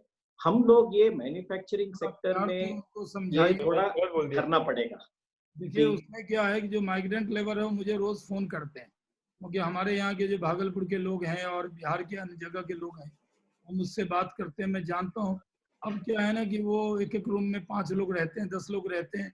इतना बड़ा लॉकडाउन हुआ है, इरिटेशन बढ़ा है उनका, थोड़ी नाराजगी बढ़ी है, और अब वो लौट भी रहे हैं। हमारी जो सरकारें हैं यूपी, बिहार और मध्य प्रदेश, छत्तीसगढ़, राजस्थान, ये सब ट्रेनों से बुला भी रही हैं। तो वो उनको ये समझाना बड़ा मुश्किल हो जाता है कि आप यहाँ रुके। कई बार ये कहने पे वो नाराज भी होते हैं। तो हम लोगों ने ट्रेन की व्यवस्था की है, और आपने भी इसमें कई लोगों ने बहुत अच्छा ध्यान रखा है। तो मैं कहता हूँ जैसे थोड़ा उन लोगों के बीच में भी डिस्टेंस रखकर भी कोशिश कीजिए उनको थोड़ा सा समझाने की भी। आप थोड़ा प्यार देंगे तो वो रुक भी जाएंगे, क्योंकि बाद में एक बार जो चले जाते हैं ना उनको लाना बहुत मुश्किल होगा। परफेक्ट। तो उनको थोड़ा सा आप प्यार से, थोड़ा स्पेशल केयर करके, अपने घर के परिवार के सदस्य के नाते अगर बातचीत करेंगे, मोहब्बत से दुनिया जीती जा सकती है साहब। बिल्कुल। तो कोई मोहब्बत दिखा देंगे तो वो रुकेंगे भी। बढ़िया भागलपुर से भी अनिल करेल जी जुड़े हुए हैं, वो मैसेज कर रहे हैं। अनिल जी अगर दिख रहे हो तो ठीक है, देख लीजिए। विनोद मंडल जी जुड़े हुए हैं भागलपुर से। अब मैंने जब आप जी लोग सर, जुड़े हुए सर। मैंने कई लोगों को प्रणाम दिया। सर। नाम जी जुड़ गए। अनिल हाँ सर, प्रणाम। ये उप हाँ, सचिव हैं वहाँ जो सोनापट्टी जो कमेटी है हमारी यहाँ, भागलपुर। उसके अनिल जी। नहीं, आप हाँ कर लो, सर। आप कर लो, हाँ जी, बताइए कोई सुझाव है तो पोस्ट आप। कर दो अभी, हाँ पोस्ट सर, प्रणाम सर। प्रणाम, बताइए अनिल जी। सर हाँ, कल ही हमारे पास कम से कम 10-15 हमारे सोनापट्टी वाले कारीगर सब आए थे, तो कल हम लोगों ने मीटिंग भी की थी। ये इन लोगों का सर कहना था भागलपुर में कम से। Hello sir. जी जी जी। हाँ, तो कल हम लोग सर मीटिंग किए थे सर, एक अपने यहाँ। तो सब कारीगर लोग आए थे, उन लोगों का कहना है कि सप्ताह में कम से कम 3 दिन हम लोग को मिले और एक टाइम टेबल हो जाए, कम से कम हम लोग रोजी रोटी शुरू हो जाए सर। पे बातचीत हो रही है, और जो अभी हाँ प्रधानमंत्री सर। की बैठक के बाद आगे लॉकडाउन में काम कैसे करना है, कैसे नहीं करना, इस पर बातचीत होगी। सब बात आपके ध्यान में आ गया। और नितिन भाई, मेरे यहाँ मैं मोबाइल पे फोन आ रहे हैं कि यस मेरे यस को सर, बाइट मैं चाहिए। समझ। आजकल मैं इस पे रिकॉर्ड करता हूँ, मोबाइल पे बाइट भेजता हूँ, वही बाइट टीवी पे चलता है। तो सर कह रहे हैं भाई प्राइम सर टाइम में आप जुड़े हुए हैं, तो जरा यस सर। अगर कोई नितिन भाई कोई आपको लगे कोई बहुत जरूरी कोई सवाल हो तो ले लें, नहीं नहीं, फिर हम मैं जुड़ जाएंगे। और एक दिन भागलपुर के लोगों को, जो सोने के कारीगर जुड़े हुए हैं, हाँ उनसे सर। उनके लिए एक दिन अलग से हमारी ये कमेटी जो है, अनिल जी और जो लोग हैं, ये हाँ सब सर। जोड़ लेंगे एक अलग से आपके साथ, और आपके प्रमुख लोग हाँ हैं। जरूर सर, जरूर जरूर सर। मैं इन लोगों से सर कांटेक्ट कर लूंगा और इन लोगों को वेबिनार और इनको प्रोफेशनल मैनेजमेंट से लेके इस इंडस्ट्री की पूरी बारीकियों के ऊपर, हमारे जो पास चेयरमैन उनकी पूरी मीटिंग, अब भागलपुर हमारा हो गया सर, आप हाँ आगे सर, हाँ समझेंगे सर, आपके साथ। खुशी की बात है बहुत। आपके ये जो बहुत इंडस्ट्री बहुत के लोग अनएंडेड, हैं, ये बहुत लंबा। उनसे जोड़कर आप ज्यादा बोलेंगे उस दिन, यस फिर मैं दर्शक के नाते बैठा रहूंगा, ठीक है। Yes sir, yes sir, yes sir, आपका मैं हुक्म बिल्कुल है। अरेंज करता हूँ। मैं अब मैं आपसे बहुत बहुत धन्यवाद सर, मैं धन्यवाद वर्ड भी इसके लिए छोटा है, लेकिन आज आपने जो तसल्ली दी है, इस इंडस्ट्री को सपोर्ट दिया है, और सर आपको ये कोई बता वर्णन दूं, नहीं है, कोई वर्णन नहीं है। अरे भाई सबका बंद कर देना, मंथन हो या कोई भी हो, इसके बाद भी हमारा यूट्यूब पे सब चलता है, तो आपको कई सालों तक के लोग सुनते हैं। आपका जो मंथन का भी स्पीच हुआ था, वो भी आज हमारे कई टीवी पे हम लोग हमारे प्रोग्राम में भी चलाते हैं। मैं पूरे माइंडस्पीक टीम की तरफ से, जेमैन ज्वेलरी इंडस्ट्री की तरफ से आपको हाथ जोड़ के धन्यवाद देता हूँ। और बहुत बढ़िया, आपने हमारी जो अपेक्षा थी पूरा हम लोगों को संभाला, हमको एक बहुत तसल्ली मिल गई है, और हमको लगता है कि हमारा भविष्य सब सेफ है। मैं बहुत बहुत धन्यवाद देता हूँ। रमजान के महीने में बहुत तकलीफ मैंने आपको दिया है और बहुत आपका समय लिया, मैं पूरे इंडस्ट्री की तरफ से तहे दिल से आपका बहुत बहुत शुक्रिया करता हूँ। आज मैं आपका शुक्रिया अदा करते हुए फिर से, आज मुझे इतने नए दोस्त मिले हैं, जो मेरा नंबर आपको नितिन भाई, जो दोस्ती आपकी तरह दोस्ती करना चाहें उनको दे दीजिएगा। Yes sir. और हम सब जुड़े रहेंगे। इंसान से इंसान का रिश्ता होता है, और बहुत मुश्किल से अच्छे लोग मिलते हैं। मेरा भाग है रमजान के मुबारक महीने में, ये हमारे लिए बहुत बड़ी बात है कि आप लोगों से बातचीत हुई। हमारे यहाँ भी बड़ी तादाद में हमारे भागलपुर के जिला के अध्यक्ष रोहित पांडे जी जुड़ गए, नौगछिया के जिला अध्यक्ष विनोद मंडल जी जुड़ गए, अनिल जी जुड़ गए, रुपेश जी जुड़ गए, रोहित पवन मिश्रा जी जुड़ गए, बंटू सिंह जी जुड़ गए, सत्यप्रकाश झा जी जुड़ गए। ऐसे बहुत से लोगों ने मुझे मैसेज किया, वो जुड़ गए। जिनका नाम नहीं लिया वो सब भी जुड़े हैं, क्योंकि वो देखने के लिए जुड़े थे। और बाद में इतनी बड़ी तादाद में लोग इतने देर तक रहे, उसके लिए बहुत शुक्रिया अदा करते हुए अपना बहुत ख्याल रखिएगा। आप सबको आने वाले सारे त्यौहार की मुबारकबाद, ईद की मुबारकबाद। आप सुरक्षित रहिए, अपने लिए नहीं अपने बच्चों के लिए फिजिकल डिस्टेंसिंग का ध्यान रखिए। ज्यादा दोस्तों में मिलने जुलने मत चले जाइएगा। और जो सब्जी भी घर में आए, जो खाना भी आए, उसको कैसे लाना हो, गर्म पानी में डालना, उसको ठीक से रखना। ये मत समझिए ये कोरोना वायरस ऐसा है जिसका खतरा बहुत बड़ा है। अपना ध्यान रखिएगा, अपना बहुत ख्याल रखिएगा। जय हिंद। सर यहाँ खुदाओं की कमी नहीं है, अच्छे इंसान ढूंढना मुश्किल है, और आज हमको अच्छे इंसान तो सब लोगों के लिए मिल गए, मुझे तो पहले मिल गए थे। बहुत बहुत शुक्रिया सर, धन्यवाद। और सर मैं भागलपुर के लोगों से, सबसे पूरे ज्वेलर्स लोगों के साथ मैं कनेक्ट हो जाऊंगा, पूरे लोगों से मैं पूरा कनेक्ट करवा दूंगा। मैं उनसे कह देता हूँ, वो अनिल जी और उनके जो यहाँ अमित शाह जी, वो हाँ जो जी। जुड़े हुए हैं अभी जो दिख रहे हैं, और हाँ जी। वहाँ राजेश जी भी हैं, वो लोग मिलके एक दिन का डेट तय करेंगे, तो आपके प्रमुख लोग जो कुछ बता सकते हैं उनकी मीटिंग अलग से जरूर रख लेंगे और आप उनको जानकारी भी दे देंगे। मैं उसमें सिर्फ बैठा जरूर रहूंगा उस दिन, जरूर मोटिवेशन नहीं होगा मेरी तरफ से। आप मेरे भागलपुर के लोगों को, ज्वेलर्स के लिए मोटिवेशनल स्पीकर आप लोग होंगे। सर उन लोगों को मजा आ जाएगा, मेरी गारंटी है, उन लोगों को मजा आ जाएगा, पूरा करवा दूंगा मैं। हमें मजा आ जाता आपसे बात करके तो। धन्यवाद सर, धन्यवाद। नमस्कार नमस्कार शुक्रिया सर, नमस्कार चलिए नमस्कार नमस्कार नमस्कार आपकी इजाजत नमस्कार। लेते हैं सर।